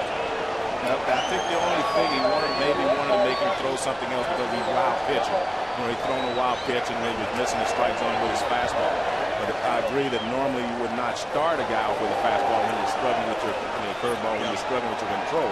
But I think that was Ausmus trying to make him slow down a little bit. But you're right, now he does have a fastball situation if you're the hitter. Abreu, 8 grand slams in his career. And a fastball just off the inside. That was a close one. Abreu, one of the more patient and disciplined hitters at the major league level. The Angels as a team this year have not hit a single grand slam. The only American League team without one. Rodriguez, Ibar, and Figgins, the runners. That's a double play ball. There's one. Ausmus to first. Two. A double play. And a double play without allowing a run. Well, what he did there, John, is he took his time. You'll watch this one. He didn't rush. He took his time to make sure he made a good throw to the plate. Obviously, Kobe Bryant, if he's a Dodger fan, he likes it. Now watch what he does with this. He takes a little more time. Look at this. He takes his time, doesn't throw it too hard, makes sure he gets a good throw to the plate, and they end up doubling up Bobby Abreu. Kobe Bryant. Wow. Well, it's rare that you see a 1-2-3 double play. That was a worst case scenario for the Angels, because even the double play, a ground ball to short, a ground ball to second, would have gotten the tying run home. Torrey Hunter now to try and pick up the pieces here in what a moment ago looked like a budding big inning for the Angels. And Torrey has been the big man, as Mike Scioscia told you, Joe, earlier tonight. He thinks Torrey Hunter's been the best player in the American League. 16 homers, 51 batted in, and a foul off the right field line. At least have to ask the question here with first base open and Vladimir Guerrero on deck. Now, Vladimir Guerrero, who is Vladimir Guerrero, you would never walk the guy in front of him or pitch around him to get to Vlad. But this is not the Vladimir Guerrero that we've known in the past. One home run so far this year, coming back from that torn pectoral muscle. You've got first base open. He's Hunter in a hole right here, but you got to be careful. Runners at second and third, 2 down. On the fist, and he popped him up for Cowell. And he gets out of it. Wow. Kobe was right. Wow. 3 men on, nobody out, and they come up empty. 1-0 Dodgers.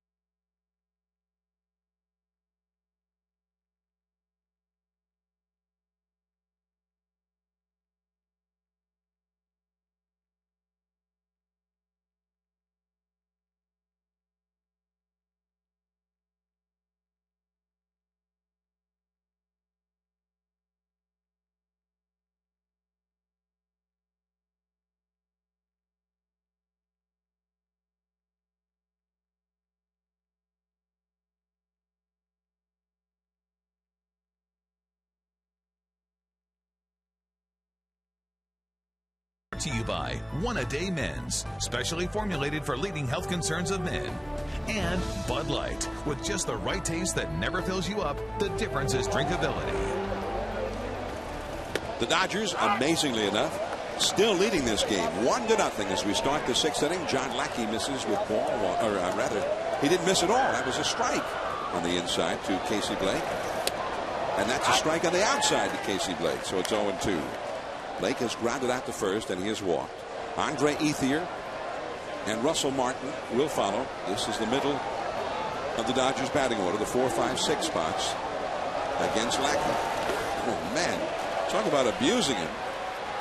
Fastball inside, fastball outside, 0-2, and then the curveball, and that was just unhittable. One away. Well, John, you know, we go back to Bobby Abreu. The only place you can get in trouble here is back to the pitcher. Bobby Abreu is such a good hitter, I was surprised that he would let that happen, because he can pull the ball when he wants or go to shortstop. As you said, if he hits a ground ball to short or second, they get the tie and run home. So you have to put the ball in play. The only bad spot was the pitcher, and that's where he hit it. Ethier into left field, and there is Juan Rivera. Ethier is promptly retired. He is now 1 for 3, 2 down. Andre Ethier saying, look, if he's going to throw his fastball in and his fastball away and then come with a curveball, let me get it first. Let me swing that fastball early and see what I can do here. But that's what we're talking about. You know, that's the Dodger theory, truthfully. If that first pitch is the one that you can handle, you better go after it.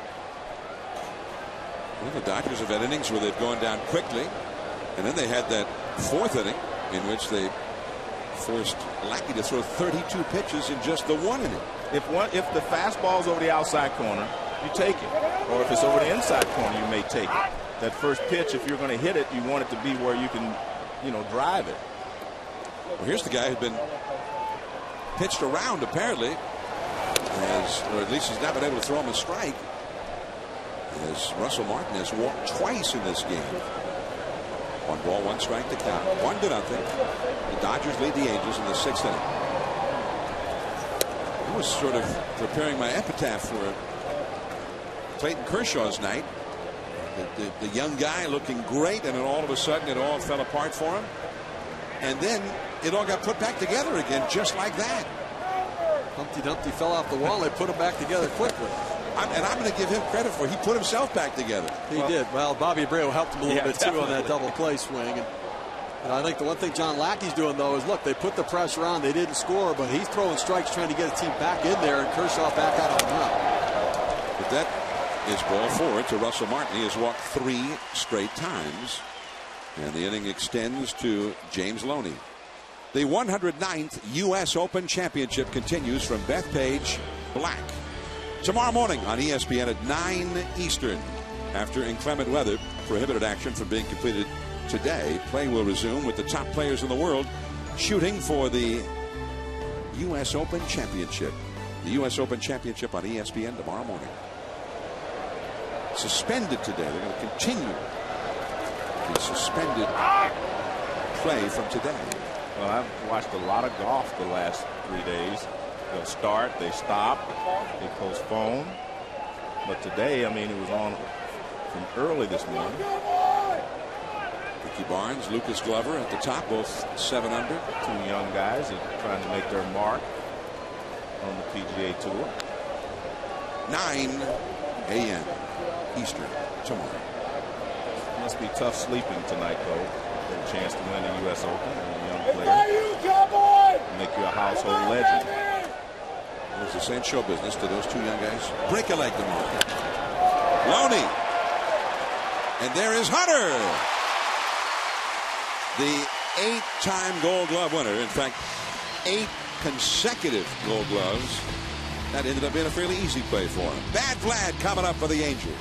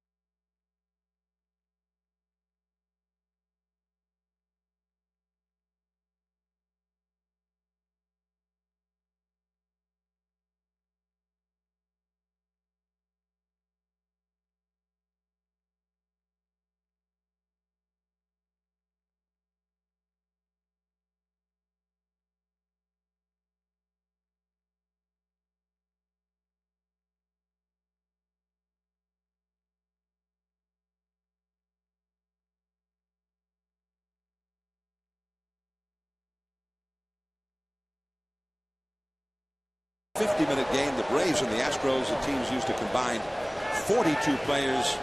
Ultimately, the Astros would reach the World Series, where they finally would succumb to the Chicago White Sox. And tune in tomorrow night to Monday Night Baseball when we begin announcements of the finalists for our 20th year All-Star team with the managers. Steve Phillips will be part of that telecast tomorrow from Citi Field in the city. The Mets. Who are the Mets playing again? Cardinals. Ooh. 2-0 to Vladimir Guerrero. Vlad has grounded out twice and lifts a fly ball along the right field line. Ethier going over. And there is one away. And so far, Kershaw has just destroyed some of the Angels' key hitters in the lineup. The numbers 2 through 5 hitters. Abreu, Hunter, Guerrero, Rivera. They have had no hits. And that is the first time any one of those 4 hitters has even hit a ball out of the infield. They are 0 for 11 together against Kershaw. That's why it was so astonishing what he did in that 5th inning. They had the bases loaded, nobody out, and their big hitters up. Abreu, Torrey Hunter, Vlad on deck. That's through a base hit for Juan Rivera, and that is the first hit by any one of those big hitters in 12 at-bats. You take a look at Clayton Kershaw. When he has been effective in this game, he's been using his assortment of pitches, but he's been able to command them when he's been effective. You see the location of the fastball hitting his spot inside against Bobby Abreu. That one right down the middle, just beating Quinlan. Then on Rivera, putting it the other way. Then you see the curveball inside of Vladimir Guerrero right there. So we've seen the fastballs located, the changeup, slider, and curveball effective at times. 3 hits allowed by Kershaw. 2 of them to Napoli, who's up now. And Rivera is back to the bag at first. And John, for the first time, in the last few weeks, the Angels are in first place by percentage points because the Giants beat the Rangers. But they can put themselves ahead with a win tonight. If they lose, obviously, they go back to the half game that they were down at the start of this game. Texas has been in first place for 46, 47 days in a row in the American League West. Think about everything that's happened to the Angels, and we talked about a lot of that, but their bullpen collapsing this year, the thing that has always been a strength of this team, to be where they are right now, it's amazing. Napoli, who also has lots of power, and the curveball in there for a strike. When I talked to Socia today, he said, look, Joe, I'm not having troubles getting the 19 and 20 outs, the first 19, 20 outs of the ball game. That means the starting pitcher to pitching well.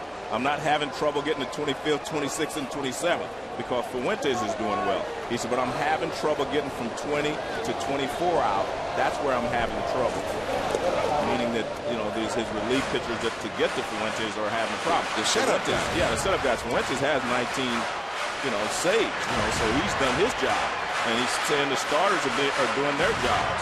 So he's basically putting it on that relief corps that's not able to get them to Fuentes on a regular basis. It used to be you'd have guys like Scott Shields, who's one of the best setup men in the game. He took care of the 8th and sometimes the 7th, or part of the 7th as well. Back to the screen, Napoli stays alive in that fastball. 1 ball, 2 strikes. Shields is hurt, and he's out for the rest of the year. And Jose Arredondo, a guy who had blossomed last year and became a force in the final innings of games. He was so ineffective earlier this year and lost velocity in his fastball. He's back in the minor leagues now, trying to put it back together.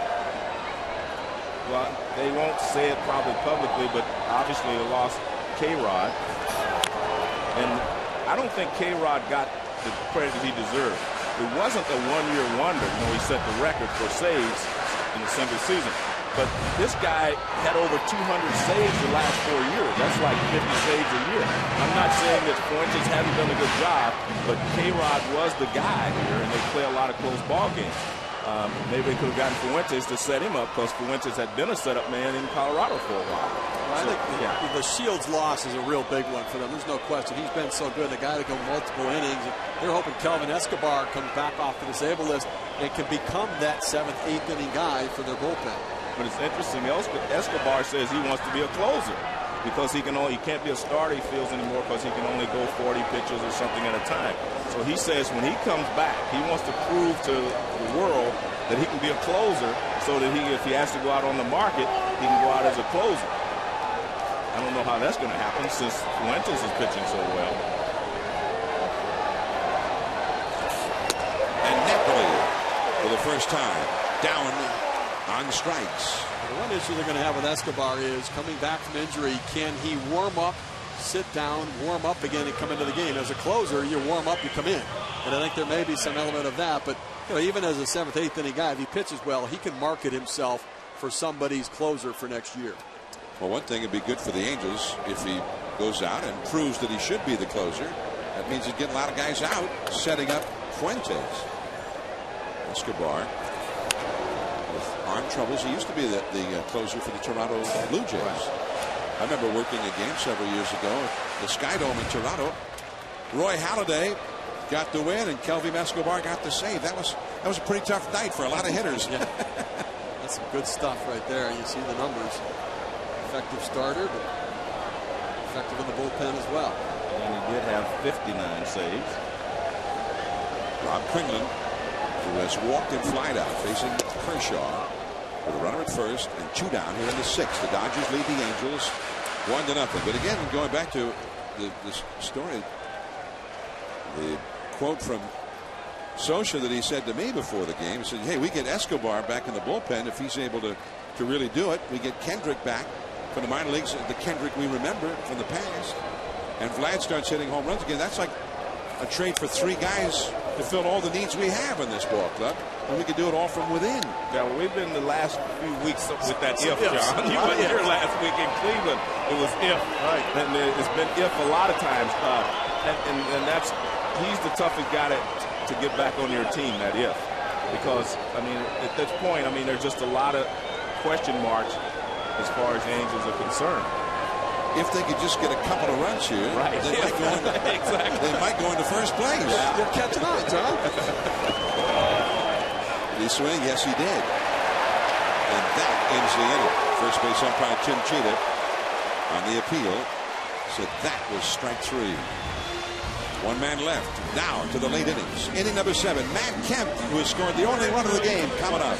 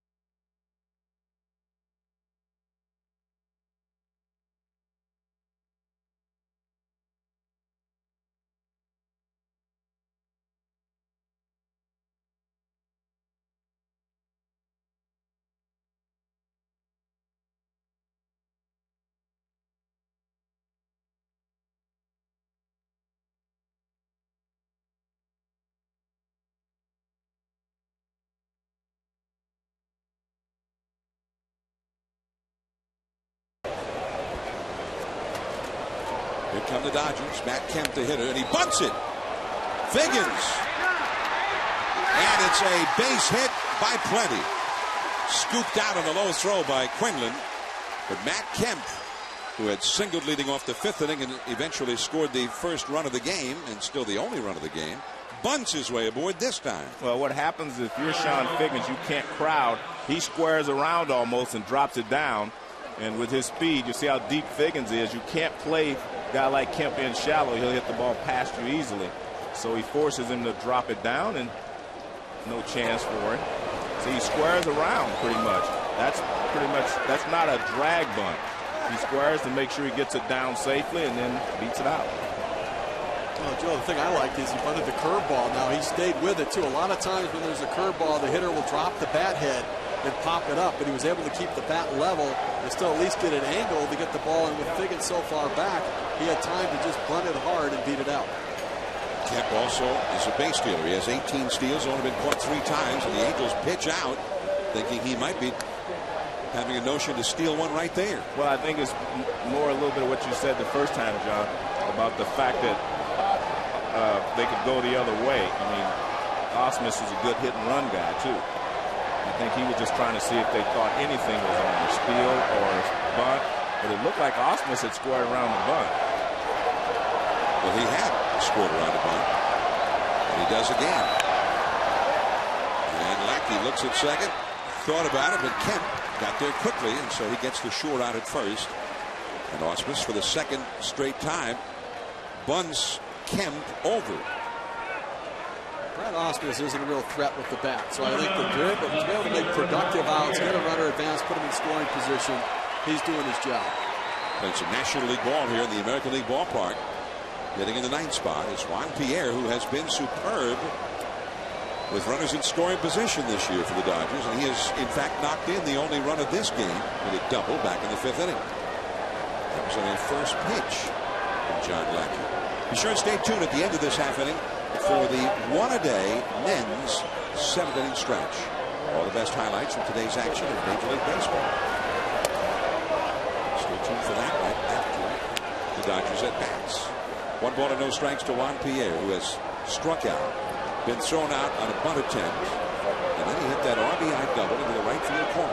Well, he came into the game 1 for 11 against Lackey, so he had not had a lot of success against him.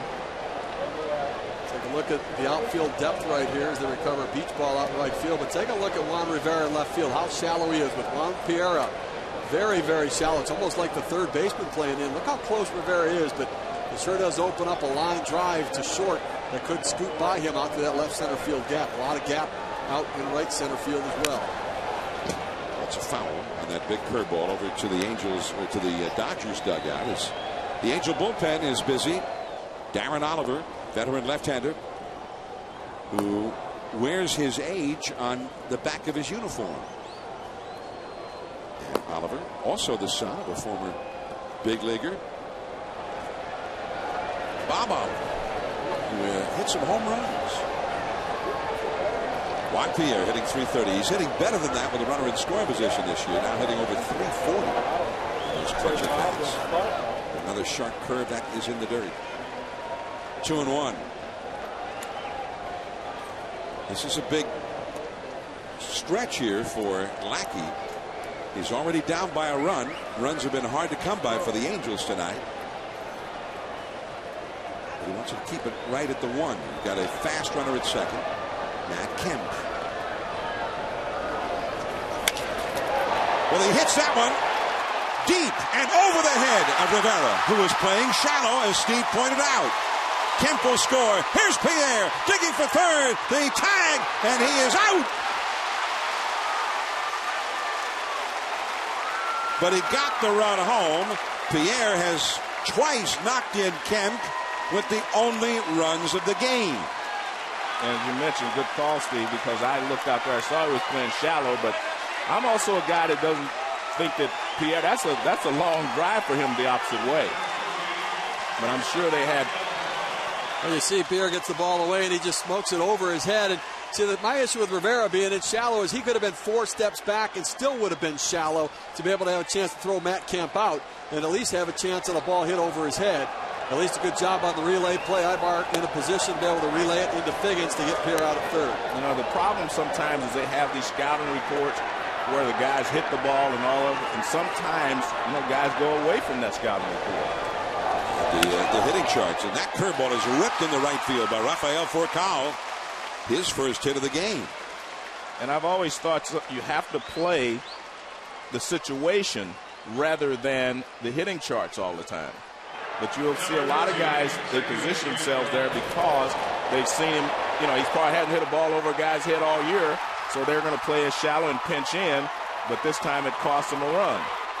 And if Pierre would have run the bases better, it may have cost him 2 runs or more.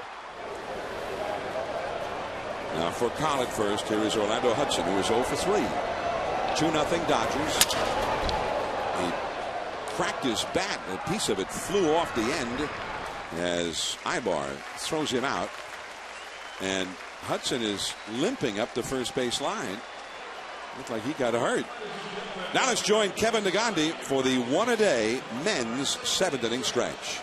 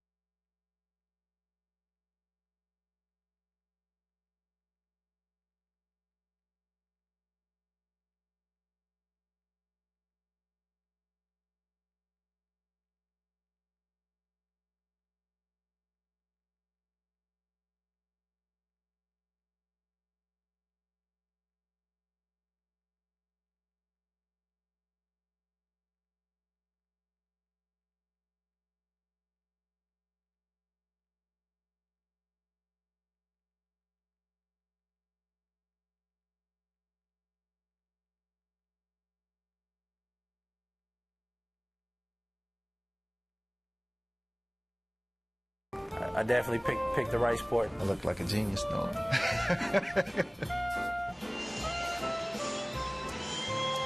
The Kemps, and Matt Kemp has had a starring role in this one on Father's Day. 2 singles leading off innings and 2 runs scored, the only 2 of the game in this Father's Day interleague, all Southern California. Dodgers lead 2-0 on ESPN Sunday Night Baseball, presented by Taco Bell. This is John Miller, along with Hall of Famer Joe Morgan and Steve Phillips from Angel Stadium here in Anaheim. The rubber match of this 3-game series. And the Angels, with a win, would move a half game ahead of Texas in the American League West, the Rangers beaten by the Giants today up in San Francisco. The Dodgers already well ahead in the National League West. Clayton Kershaw, the young lefty, has shut out the Angels on only 3 hits through 6 innings. And it will be Sean Rodriguez to lead off here in the 7th against him. He has flied out to left center and walked. Fastball in there for a strike. By the way, Juan Pierre, in his at-bats now with runners in scoring position, he's had 2 tonight and delivered both times. The only 2 runs of the game. Juan is hitting .358 in those critical at-bats. And that's pretty good clutch hitting from a leadoff man whose main job is not to drive in runs, but just to get on base and get driven in. And the expectations are that when Manny Ramirez comes back on July 3rd, that he'll be going to the bench. Not Manny, but Juan Pierre. Juan Pierre, really. Manny going to start his rehab on Tuesday to start getting himself in shape for his activation on July 3rd. Looks like he's going to go to Albuquerque for a series and then go to the Dodgers California League team more locally next weekend. Tuesday at Albuquerque, and it looks like he'll play 6 or 7 games on the I don't know, you can't call it a rehab. He's not rehabbing from anything.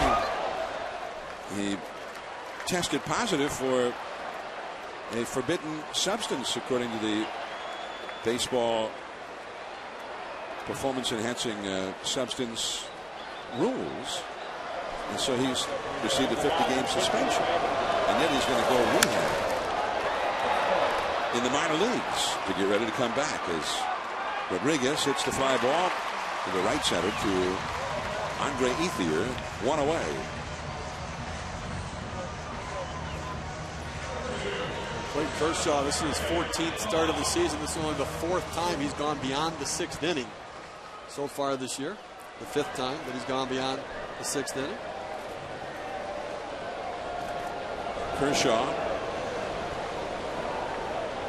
deeper than the usual start. He's averaged just about 5 1/3 innings per start. Here's ball 1 to Eric Ibar. Ibar has grounded out to third, and he was safe on a fielder's choice on a sacrifice bunt. No time at that charge.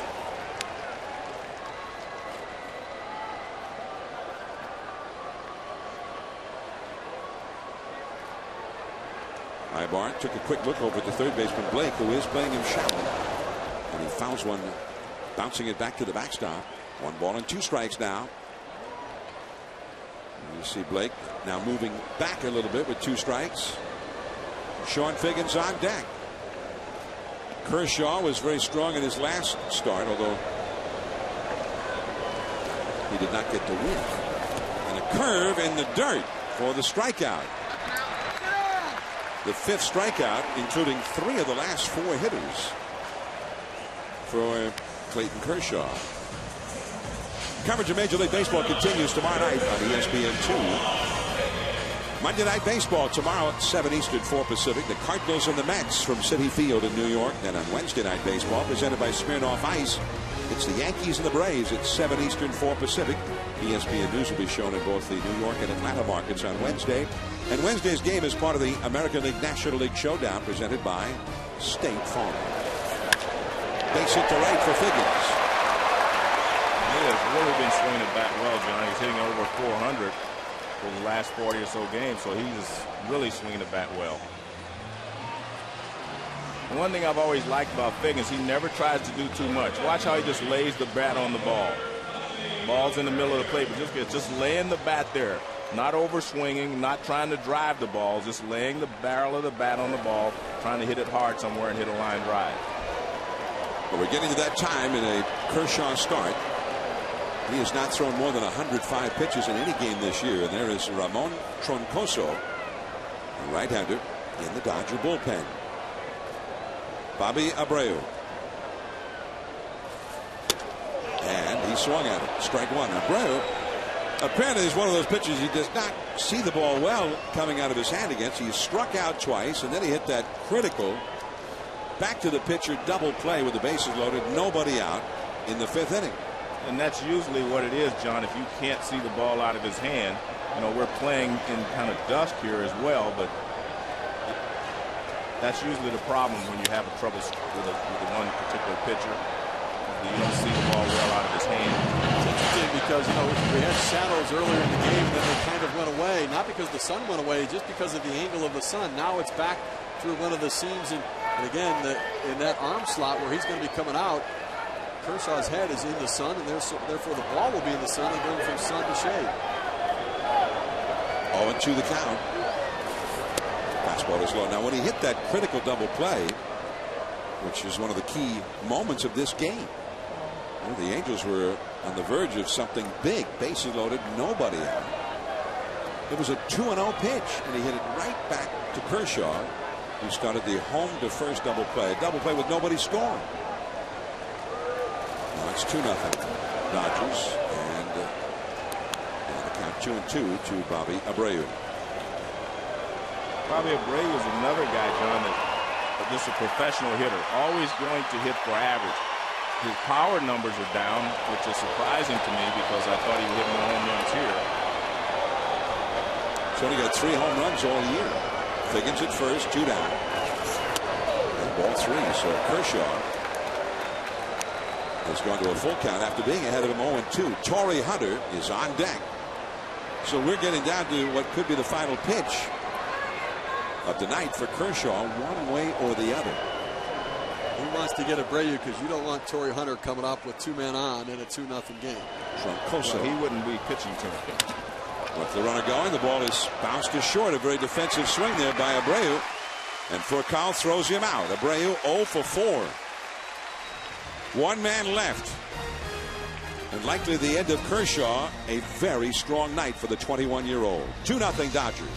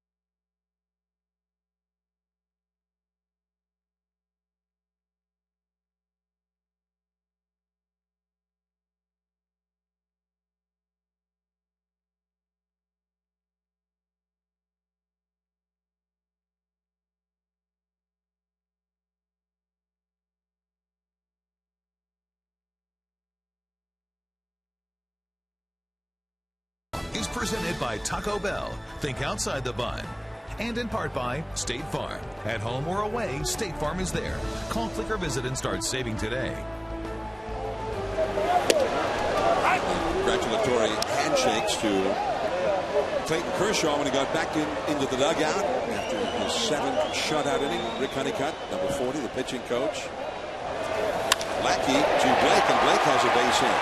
That's the first hit of the game for Blake. They threw him a good curveball, and he's been using his curveball a lot the last couple of innings and get ahead of the hitters and getting some outs. But he gets this pitch up, and a good job by Blake going the other way. This is following a curveball. He throws him a fastball, and he just goes the other way with it. Casey Blake has been one of the real stars for the Dodgers this year, too, and he doesn't get a lot of publicity. He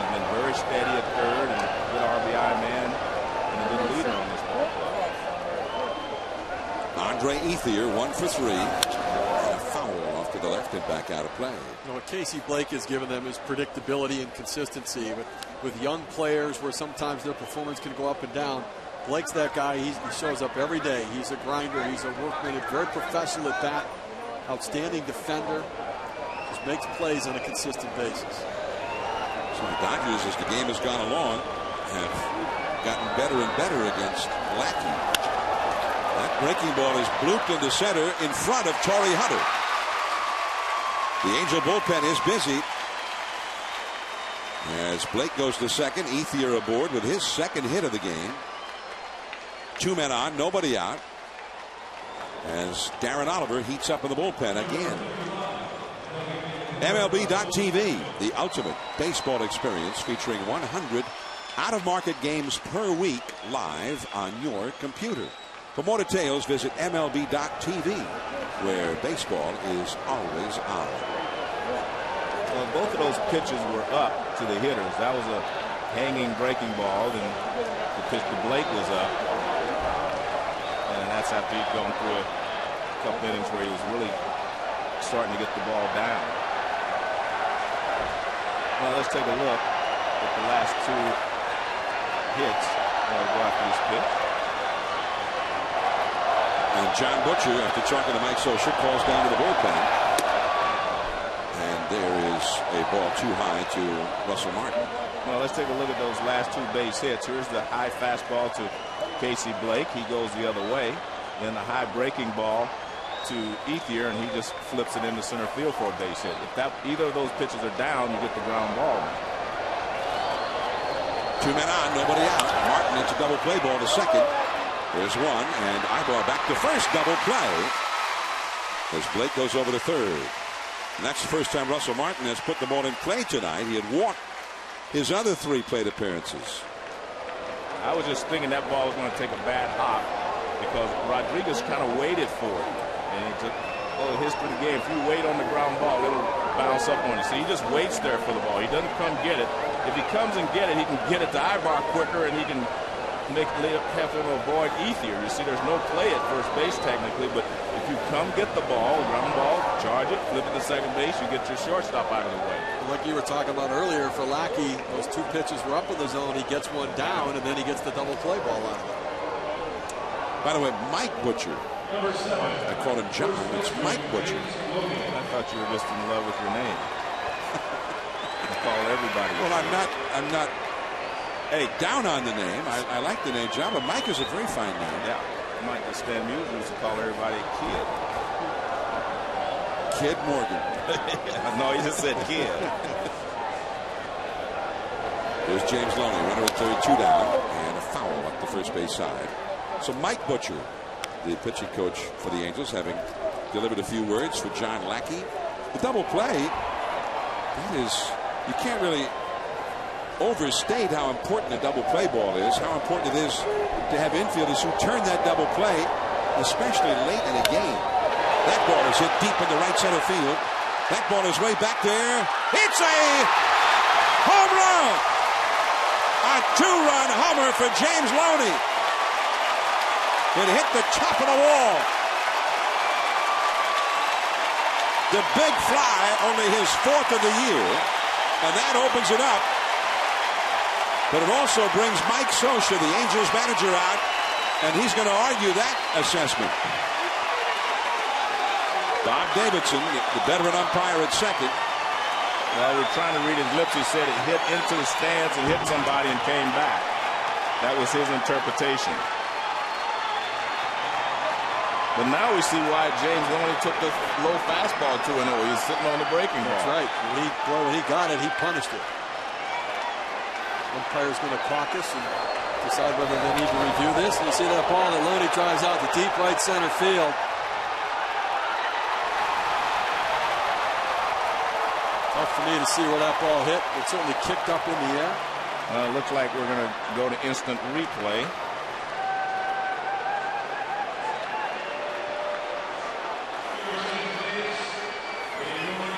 Hits right at the top and then pops in the air. Well, it didn't hit a fan, as they said. Looks like it might have bounced off the top and then hit the railing and kicked back onto the field.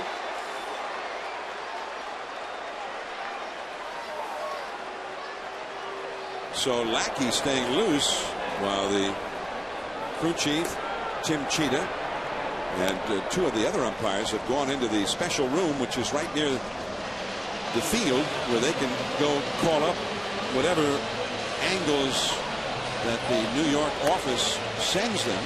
They have all the different angles that we have.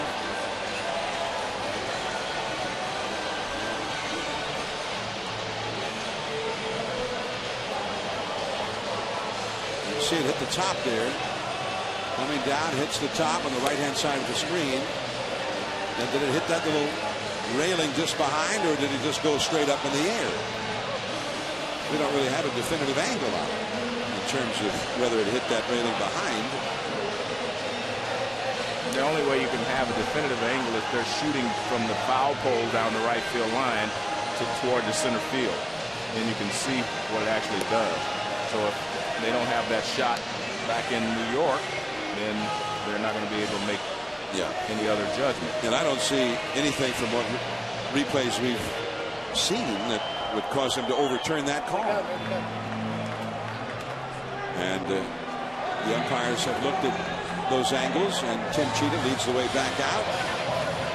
And there's the signal, home run. So obviously it did hit the top of the wall and hit that rail and bounce back.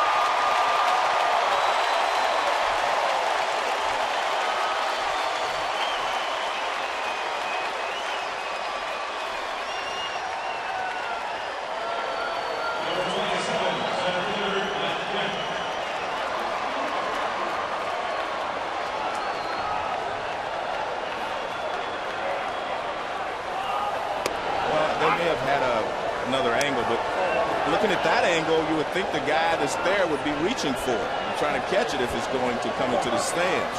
See, they didn't even reach for it. There is Rivera off the bat of Kemp. But the 2-run score for the Angels, although our replays don't show anything really that tells you that it should have been called a home run, that's for sure.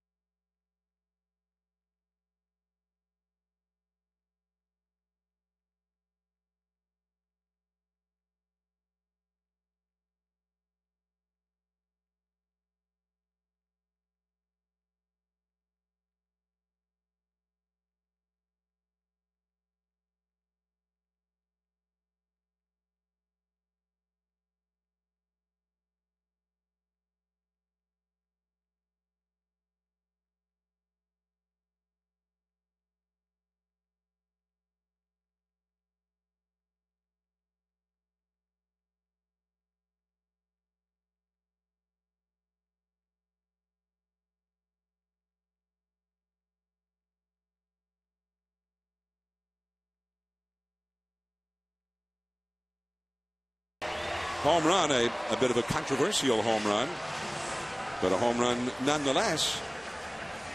And now as we go to the last half of the 8th inning with a 4-run advantage, the Dodgers go to their bullpen for Ramon Troncoso.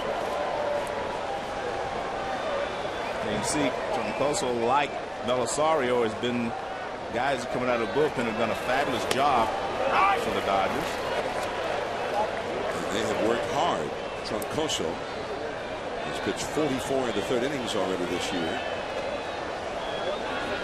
Belisario has pitched 42 innings. The two of them combined are on a pace to pitch over 200 innings together as Torrey Hunter is thrown out. Now, it could be that the top of that right field wall, we're checking on this, is that video board out there, that out-of-town scoreboard. But see, there's no yellow line here, John. There's usually a yellow line. You can see if it hit above the yellow line. But they do not have a yellow line anywhere around the stadium. Because that apparently is a little bit of a cement, top of a cement wall behind and above that video area. It could be if it cleared the out-of-town scoreboard and hit that cement, that is the ground rule here. And we're double checking to see if that is in fact the case. Vladimir Guerrero. And he hits that slider to short for Kyle. Number 2. And Hunter is 0 for 4. Guerrero is 0 for 4. And before them, Abreu. 3 of the biggest Angel hitters are a combined 0 for 12. Now here's Kevin Nagandi with the Sports Center right now.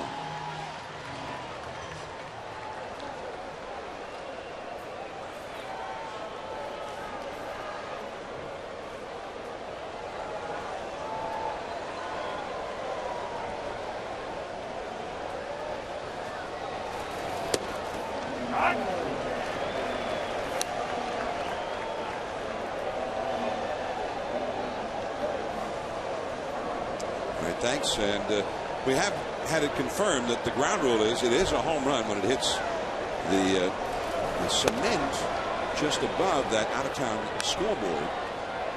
And so the umpires saw that and immediately said, okay, that's a home run.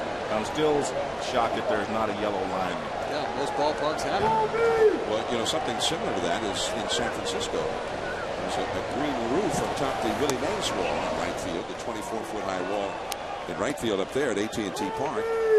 And if the ball hits any part of that green tin atop that roof, that's a home run. And that was one of the first calls that an umpire went and checked the video for the replay on last September. After that rule came into being, is Rivera, who is 1 for 3, as a count of 2-2. So that being the ground rule, the umpires got that 100% correct. If it hits that cement, then it is a home run. But that's awfully difficult for the umpires to tell that without a line of demarcation out there. But it was, in fact, a home run, controversy or not, for Loney, and it was rightfully a home run. John, as we see Troncoso on the mound here, you know, we talked about the bullpen issues for the Angels. But Mike Scioscia issues have been getting outs 20 through 25. Well, for Joe Torre, that's not been the problem. Troncoso and Belisario have both gotten the job done to get those outs. I think the Dodgers' issue is they're having to go to the well an awful lot because their starting pitchers leave almost too many outs to be that bridge to get to Jonathan Broston or another. That'll be the question. Is will they be able to hold up over the long, hot summer months to come?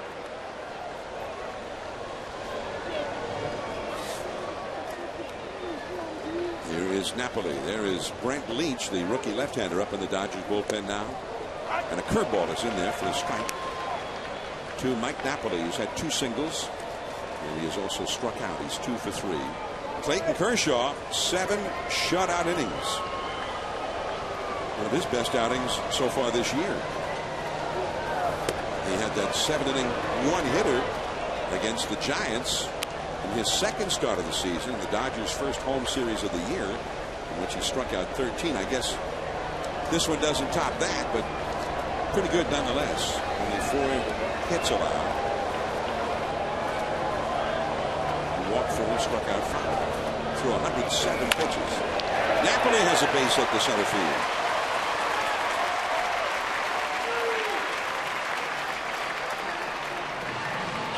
Napoli's done a good job going down and getting the fastball in this game. He did it against Kershaw, and he does it against Troncoso here as well. Good low fastball hitter.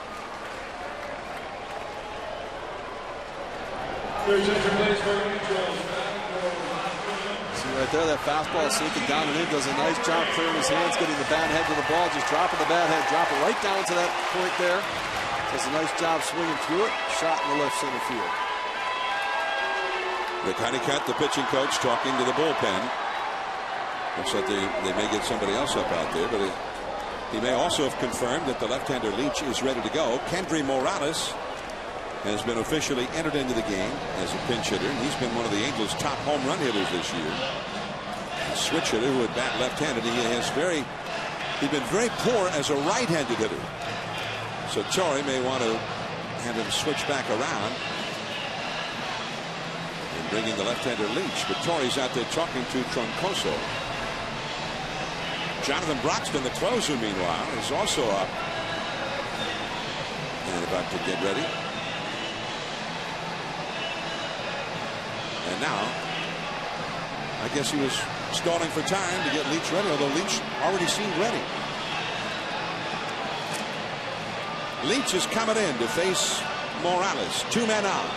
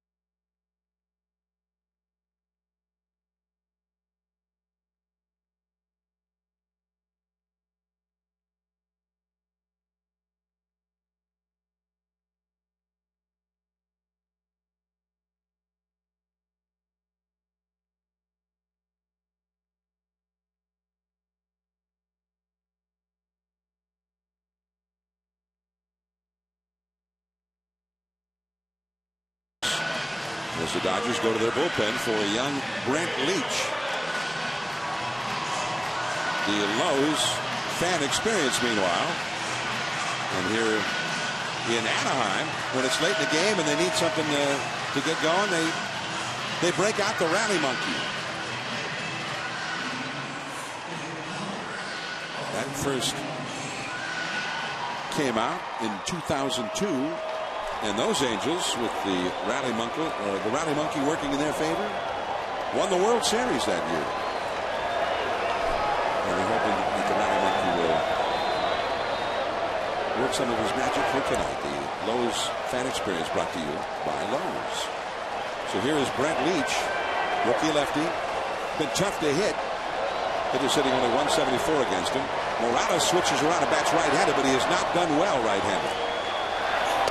Ball strike. Morales hitting 196 right-handed, no homers, only 3 extra base hits in 46 at-bats. Left-handed, he's hitting 293 and has 11 home runs in 188 at-bats, 17 doubles from the other side, and he's quickly behind in the count 0-2.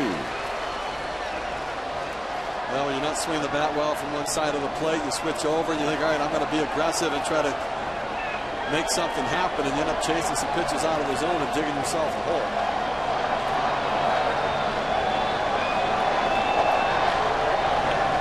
Two men on, 2 men out. And a changeup hit very softly.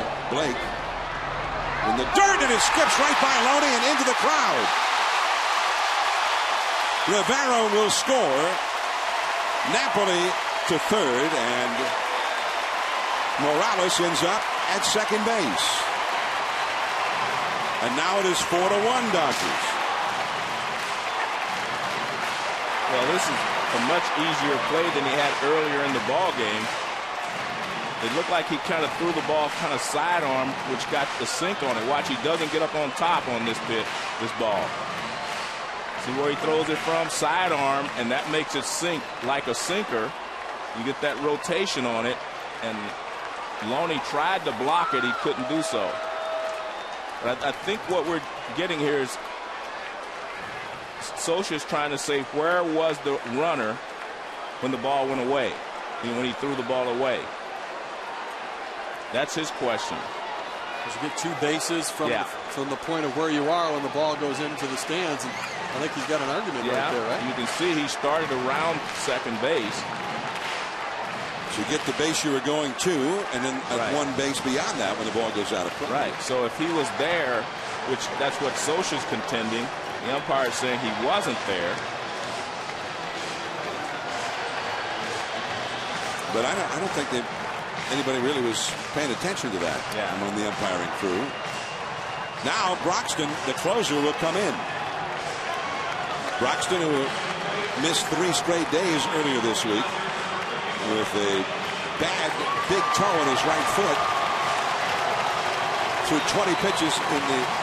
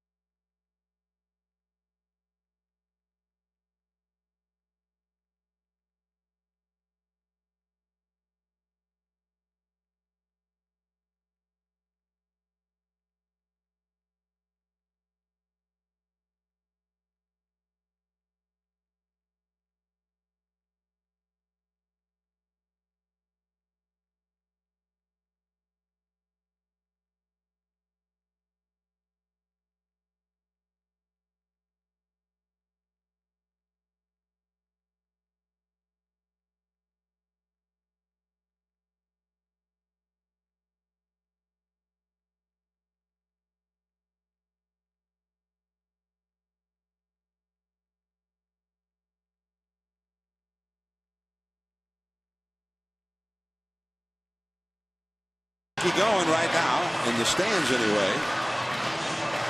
John, I want to quickly clarify that play we were just talking about. I just talked to Joe West, one of the Major League's best umpires, and what happens, and I now I start to remember from my umpire days, it's the first play made by an infielder. So wherever the runners were at that time when the pitch was made, they get that base is what you're talking about, 1 plus that base. So what happens is Napoli was at first base, so he comes to third. Rivera gets to go home, and the hitter gets to go to second base. So it's the base you're going to plus one. It doesn't matter if you already got to second base at all.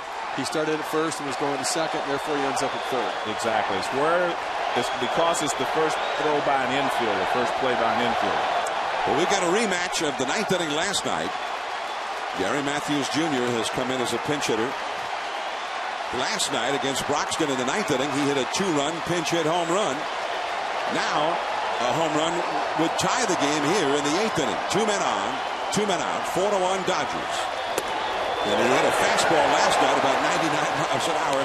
Tonight he sees a slider in the first pitch. It was a first pitch homer last night on a fastball, but the score at that time was 6-2 with one man on, and it made it 6-4. Only the second home run of the year for Matthews. And Mike Scioscia hoping that Lightning will strike twice here. Another slider off the inside. 1 ball and 1 strike. Well, as you mentioned, last night Broxton came in, had a big lead, and he was just trying to get ahead with that first pitch fastball, and Matthews wouldn't let that happen. In the words of his father, he was sitting up there waiting dead red, looking dead red, and lit it out. A ball and a strike.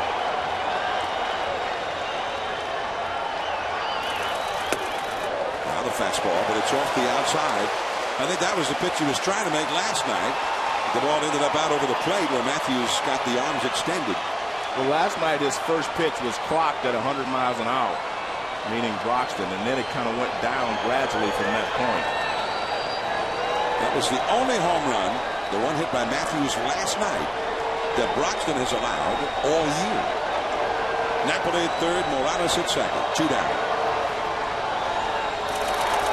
And the slider is low. Jonathan Broxton, opponents hitting .098 against his fastball this year, 122 against his slider, so both pitches effective. He has been ridiculously good. 34 innings pitched, 13 hits allowed. Only 12 walks, 54 strikeouts in 34 innings. 3-1 the count. Ibar on deck. And he's staying with that slider. It's only shown in the fastball on one pitch that was off the outside. Now it's a full count. Well, he's in a great situation now, meaning Broxton, because he does have first base open. I mean, he could go after him with that fastball away again and try to hit that outside corner. The problem with continuing to throw the sliders, if you fool around and hang it, it becomes a mediocre fastball. And you don't want to get beat with your best pitch or give up the tied run with your second best pitch. 3-2 the count. And Matthews a little bit low, maybe a little bit off the outside. It was close in any event, but he gets the walk, and now the bases are loaded. The possible tying runs are on base. Well, I think that was a smart pitch by Broxton to try to nail the outside corner with a fastball. Again, you might fool around and hang that slider, and he's going to hit it out on you.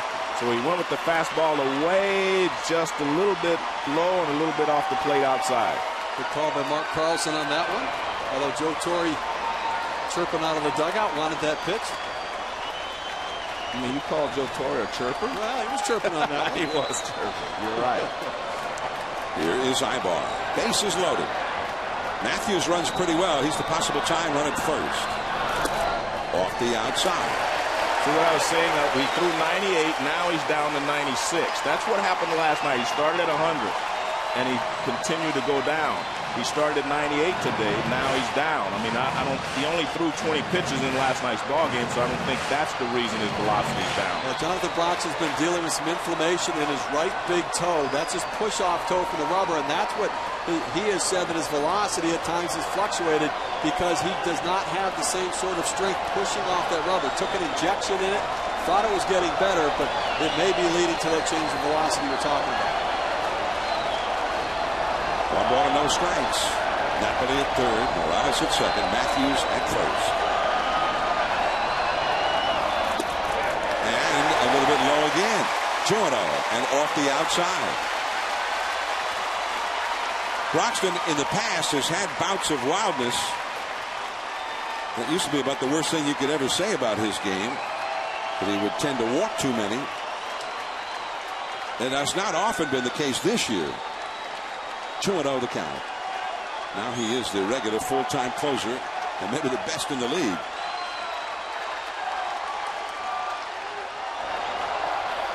Ooh, came in with a fastball, fouled off to the left. 2-1 the count. Broxton's got the kind of fastball, even though you got a fastball count, you're sitting in the fastball, doesn't mean you're going to square it up.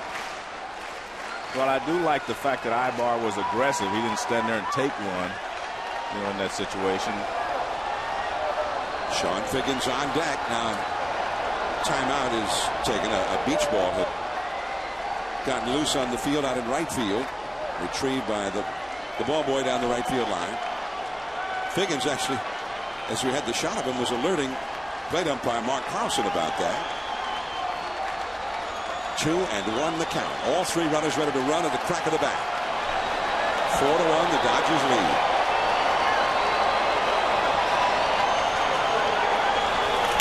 And that's a foul off to the left. Strike two. Ibar came into the game hitting .281. 20 runs batted in. He's facing some serious heat right here. Broxton wants to get Ibar. He does not want Sean Figgins in the way. He's swinging the bat, coming up to the plate with any chance to tie this game up.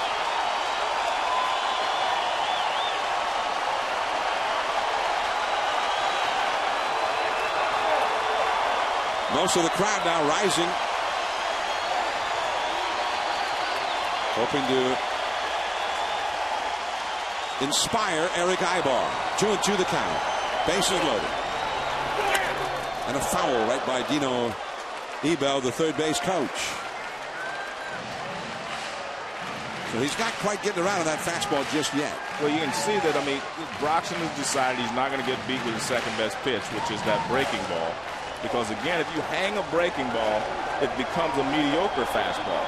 So you'd rather for him to have to hit your best fastball, and he's trying to extend it out and make that good pitch. And actually, the last two pitches have had more movement on them than some of their earlier pitches. Ausmus drops aside.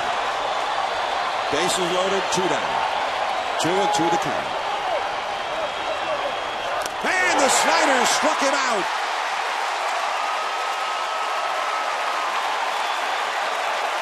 Excellent location with this breaking ball. It's off the plate inside. So he made sure he didn't hang it. You can see Ausmus is inside. The pitch is off the plate inside. And a good pitch. For the second time, the Angels have the bases loaded. Can't get anybody home. 4-1 Dodgers.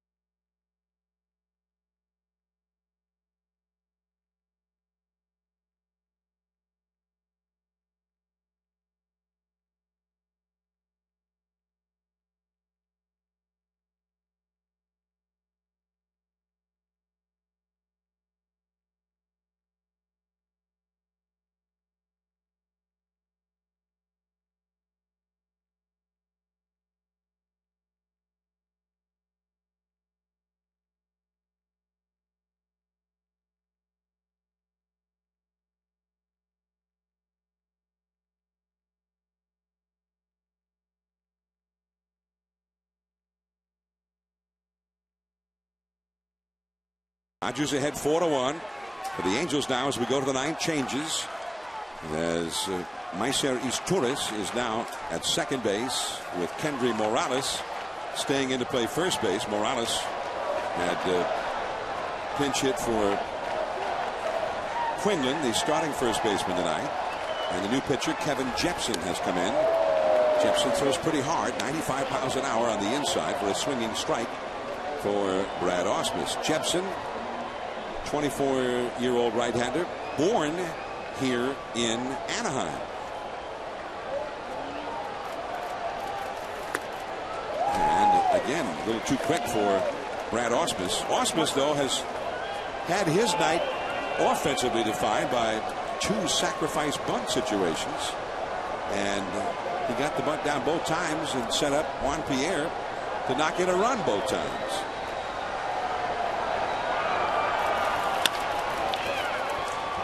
The new second baseman, East Torres. And Ausmus is out number 1 here in the 9th inning. 4-1, the Dodgers lead the Angels in the 9th. The Angels had the bases loaded and nobody out in the 5th inning. And their second place hitter at the plate. And they did not score a single run. It was much less glaring in the 8th inning. They had 2 down and nobody on before the whole thing even started in the 8th inning. But ultimately had the bases loaded there. And finally Broxton struck out Ibar to get out of that jam. And here is Juan Pierre, who's been one of the big stars of the night for the Dodgers. 2 RBI doubles. The first one broke a 0-0 tie. The next one made a 1-0 game into a 2-0 game. He was also thrown out trying to stretch that second double into a triple. The Giants beat the Texas Rangers earlier today. The Angels began the day a half game out in the West behind Texas in the American League. And Jepson just a little bit high. 1 ball and 2 strikes.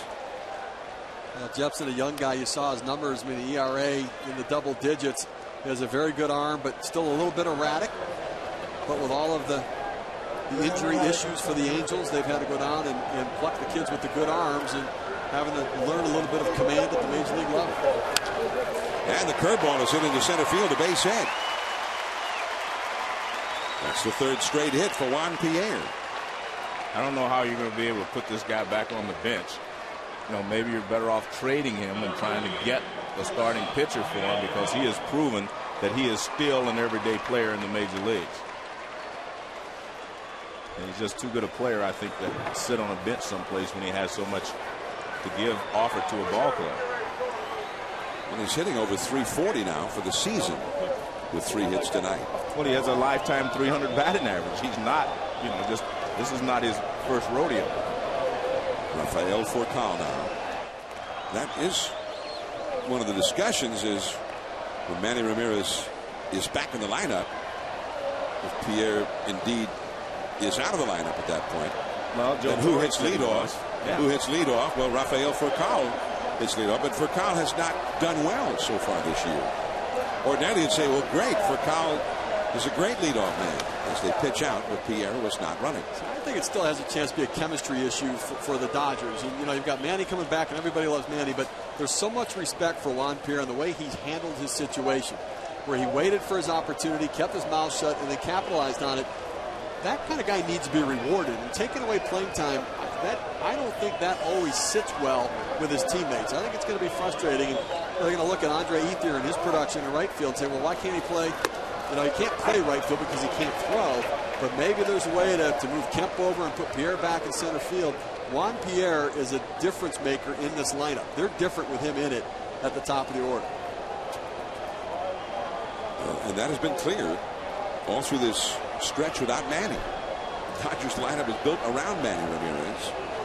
He's been going for 40 games, and the Dodgers have won 60% of their games without Pierre diving back safely to first. Well, he caught him leaning the wrong way. If that would have been a lower throw down where Morales could have applied the tag. Watch, see, he starts towards second base, but the throw was so high Morales could not get it down in time. But they definitely had him leaning the wrong way.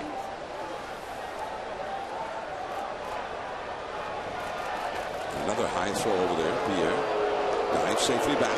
How fortunate the Dodgers are they had Juan Pierre. I mean, you know, Manny Ramirez leaves, but they've got a veteran player to be able to step in and perform. I mean, look at the Chicago Cubs. They lost to Ramos Ramirez to injury. They've been trying to piece together third base. The Mets lose Carlos Delgado at first base. They're trying to piece it together. The Dodgers were protected with Juan Pierre. Pierre is running. Napoli's throw on a bounce, too late. And these tourists thought they had him. No, they didn't have him, but it took Napoli a little longer to get rid of the ball than he would have liked. He may not have had a good grip on it when he got ready to throw it, but if you watch, he doesn't get rid of the ball as quickly as you would expect. See it? And Pierre has a good jump, and he is clearly on the bag when he is tagged. But again, you get to the bag quicker when you go head first, but it's more dangerous. As we saw last night, Matt Kemp hurt his hand sliding in. He got Spike sliding in hands first. How about the helmet there leading the interference for him into second base? He tagged the top of the helmet. If the helmet is no longer on the head but is actually touching any part of the body, if you tag the helmet, is the guy still out? Well, in basketball, if your hand's on the ball, you can hit the hand. But you can see that he does have his hand on the bag, and the helmet does come in between.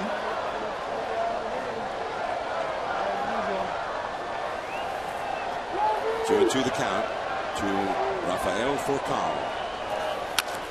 Big chop. Well, that's going to be a base hit. Wow, that stayed up there. Good hang time on that one for Furcal, his second straight hit. Well, there was no way that Pierre could go to third base on that because it was too close to the bag, and he couldn't get there before the ball would have come down to Figgins. Well, I wish he had gone. It would have been. I think he might have made it. No, I don't think so. That ball was up there a long time. Yeah, but I don't think he can make it. You've got to hit this ball right on the top of the ball to be able to make it go down and get that sort of a chop in front of home plate. Now Orlando Hudson. Hudson is 0 for 4. His last time he seemed to injure himself in swinging, and on his way to first he was limping.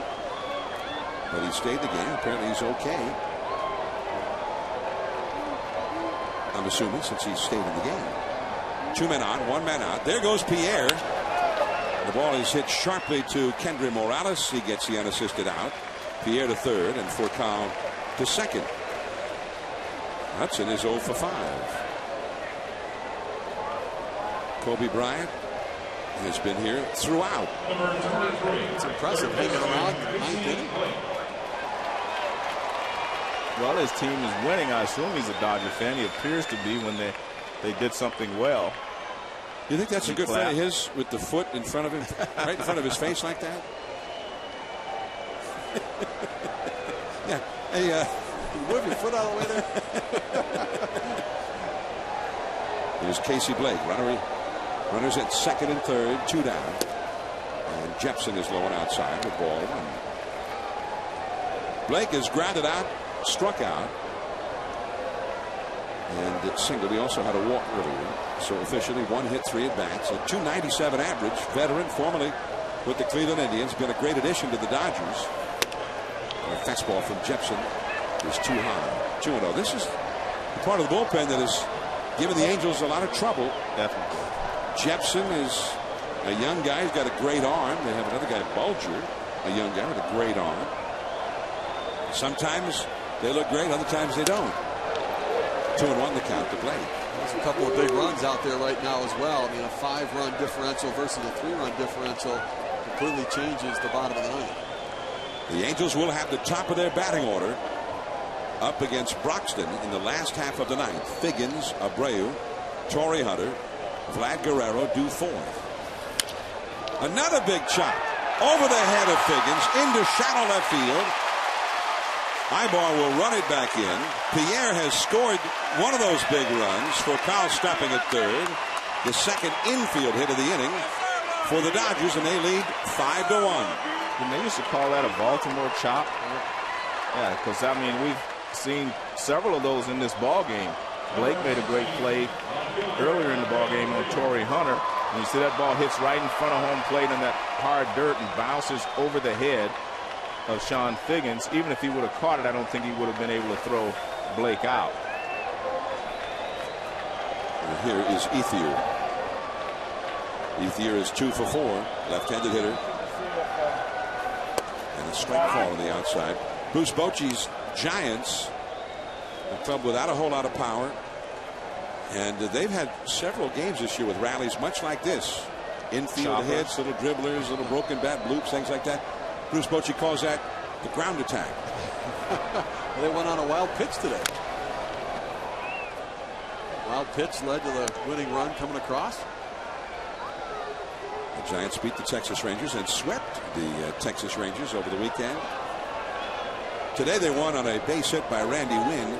Last night in extra innings, the wild pitch against the Texas Rangers. 0-2 the count to Ethier. And that is off the outside.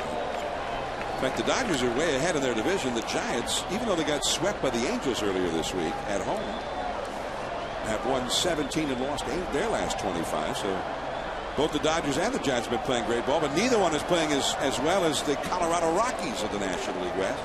They won again today. They've won 16 out of 17. They've been just as hot as they were at the tail end of the 2007 season when they put together a great streak to win the Western Division of the league, and then finally they put away 2 different teams in the postseason before they ran into a roadblock against the Red Sox in the World Series. They had gone 21-1 by the time they got to the World Series that year. They are 16-1 here lately this year. The Rockies were 12 games under 500, had fired their manager Clint Hurdle. Things were going so poorly. And they lost 4 out of their first 6 under their new manager Jim Tracy. Now 16-1. Just got a piece of that one. Rockies coming in to play the Angels next. So that's like Socha was talking about some of the decisions he made for his roster today. Rockies coming in, going to face 3 right-handed pitchers. So gave Morales and Asturis the day off today. They found themselves into the game late.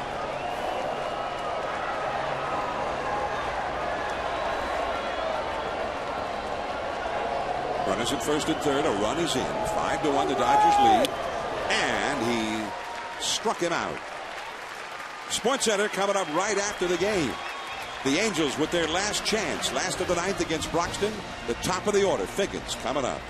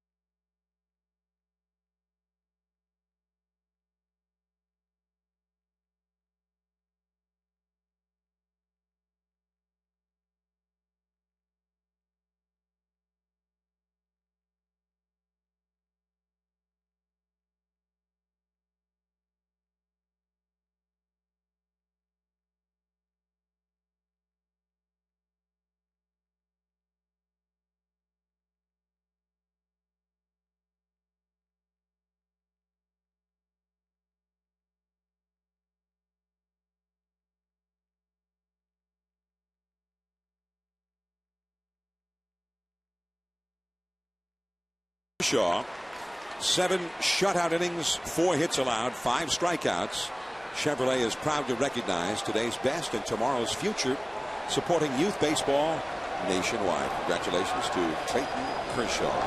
5-1 Dodgers. Top of the order for the Angels. Here is Figgins against Jonathan Broxton. And a fastball is in there for a called strike. Figgins has been on base 3 times, 2 walks and a single, and even so, the Angels have not been able to get him to cross the plate. Usually, Figgins getting on is a key to the Angels' success, but the guys sitting behind him have been shut down. And the breaking ball in there for a strike, and it's on 2. John, I want to announce a couple of babies born. Elizabeth and Jonathan Broxton, they had a son on June 11th. They named him Jonathan. After me? Sure.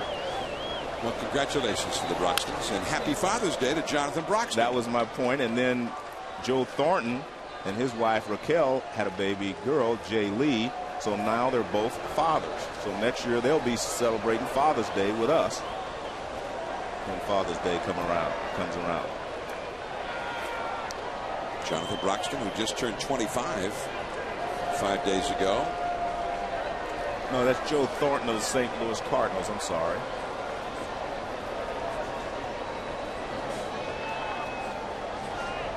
I thought Joe Thornton was with the San Jose Sharks.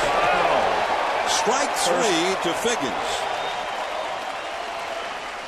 1 away. Second strikeout for Broxton. You're right, John. I meant Joe Thurston.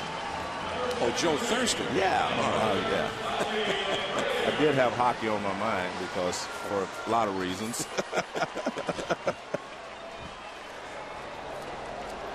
Well, we just want to say congratulations to Joe Thornton for just being such a good hockey player. Yeah, you're right. Yeah. You think that's Kobe's? That one was his leg and his foot. Here's Bobby Abreu, and he is 0 for 4 in the game. Could be the first time in history that somebody was actually grateful to see Jonathan Broxton on the mound instead of the guy that was out there before. Yeah. Because when Kershaw was out there, that was the ultimate nightmare for Abreu. 2 strikeouts, and then in a key scenario, bases loaded, nobody out in the 5th. He hit a double play ball, hitting it right back to Kershaw. And a foul out of play. And then he was also the final man Kershaw faced, and he grounded out to short in the 7th inning. And he really never had a good swing against Kershaw. That's why you look at this Dodger team with a 21-year-old starter and Clayton Kershaw with his stuff, and he's going to figure it out at some point with his delivery. And young Jonathan Broxton as a closer. We go around with young 24-year-old Matt Kemp in center field and Andre Ethier. Russell Martin behind the plate. I mean, they've got a young, good core of this team, and it's nice to have a potential ace and a closer in that mix. 0-2. Right up the middle, and that's a base hit. And John, that's why a guy like Abreu hits 300. You know, he can have a bad couple of at-bats or 3 at-bats, and then all of a sudden he gets that 1 for 4. He keeps that offer off of him, and that's how you hit 300. Joe, how do you not internalize? I mean, when I played, that was my thing. If I was 0 for 3, I felt bad, and then I would compound itself. How do you compartmentalize those bad at bats and still go up there with the right approach? Well, Pete Rose was the best that I ever saw. I mean, he would just every pitch he battled and try to make sure he put the ball in play. But what you have to do is relax. I mean, and that's the opposite of what most people do. You have to relax and just go back to your fundamentals and not let that affect you. What has happened so far in the game. There goes Abreu. They were not holding him, so he'll take second base. As the old saying goes, you just take it 1 at bat at a time, because you're going to have so many during the course of the season. You can't have too many highs, too many lows. Well, it's been one long low all night long for Abreu, Hunter, and Guerrero, the 2, 3, 4 hitters, all veterans. They hit here by Abreu the first time that any one of the 3 of them has even been on base. Deep into center. Kemp still going. And it's off his glove. Abreu heading home. He scores. Hunter stops at second. Now it's 5-2 Dodgers. And that's how you keep the offer off of you when you had 4 bad at bats before that. I mean, 1 for 5 is always better than 0 for 4. I didn't know he hit this ball that well, but he continued to carry. And you see Kemp, knowing he's nearing the wall, kind of slowed up at the last second just to reach out and try to catch it. Didn't run under it, and it hits off the heel of his glove.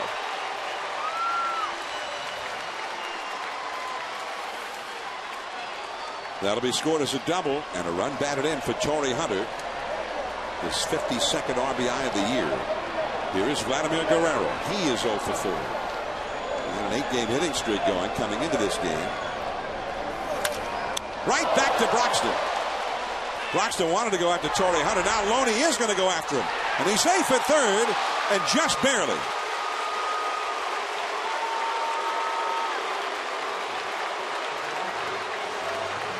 Well, Broxton made the right play. You know, you'll trade an out for a base at this stage of the game. You can see right there, he's got Torrey Hunter trapped off, but he said, I want the out at first base.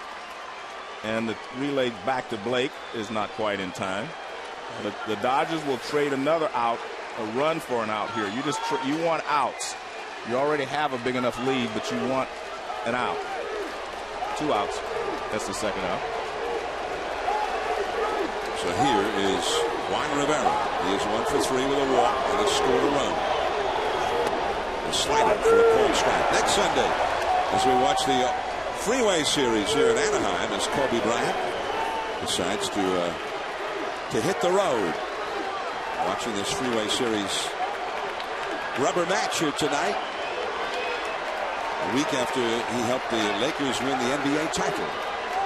Next Sunday we'll be viewing the Subway Series in New York, Citi Field, the Mets and the Yankees. Next Sunday night, 8 Eastern.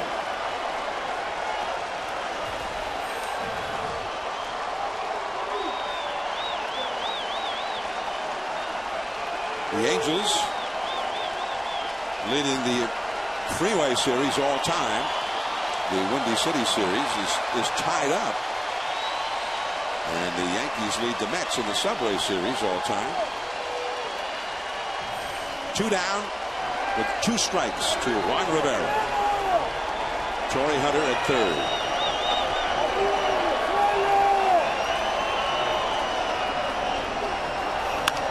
Up the middle, base hit.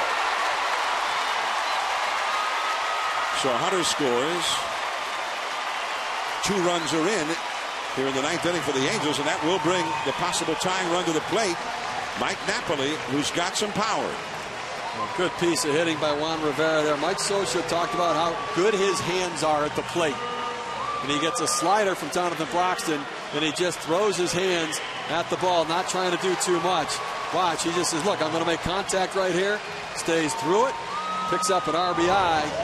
Look, he's out in front a little bit trying to protect. He's that fastball at 98. He gets a slider at 88, but still able to go back up the middle with it. Good piece of hitting right there. And how important was that tack-on run in the top of the 9th inning for the Los Angeles Dodgers? Casey Blake knocked it in with an infield hit. A Baltimore chop. Rick Honeycutt out to chat with Broxton, who's got to keep the ball in the ballpark here with Mike Napoli. A powerful right-handed hitter coming up as the possible tying run. Right after the game, Sports Center on ESPN. One of the stories, Albert Pujols had a huge day and a one-on-one with Mike Scioscia, Angel manager, and is Tiger too far back in the U.S. Open. Sports Center right after the game. 2 down in the 9th, 5-3 Dodgers. Napoli has 3 singles. There goes the runner from first base. That ball is hit sharply. Blake has it up to his feet, and the ball game is over. And now we hear from the Dodger fans and Angel fans, all here in large number at Angel Stadium for this series. But the Dodgers win the rubber match from the Angels after losing the first one, blowing a lead and losing.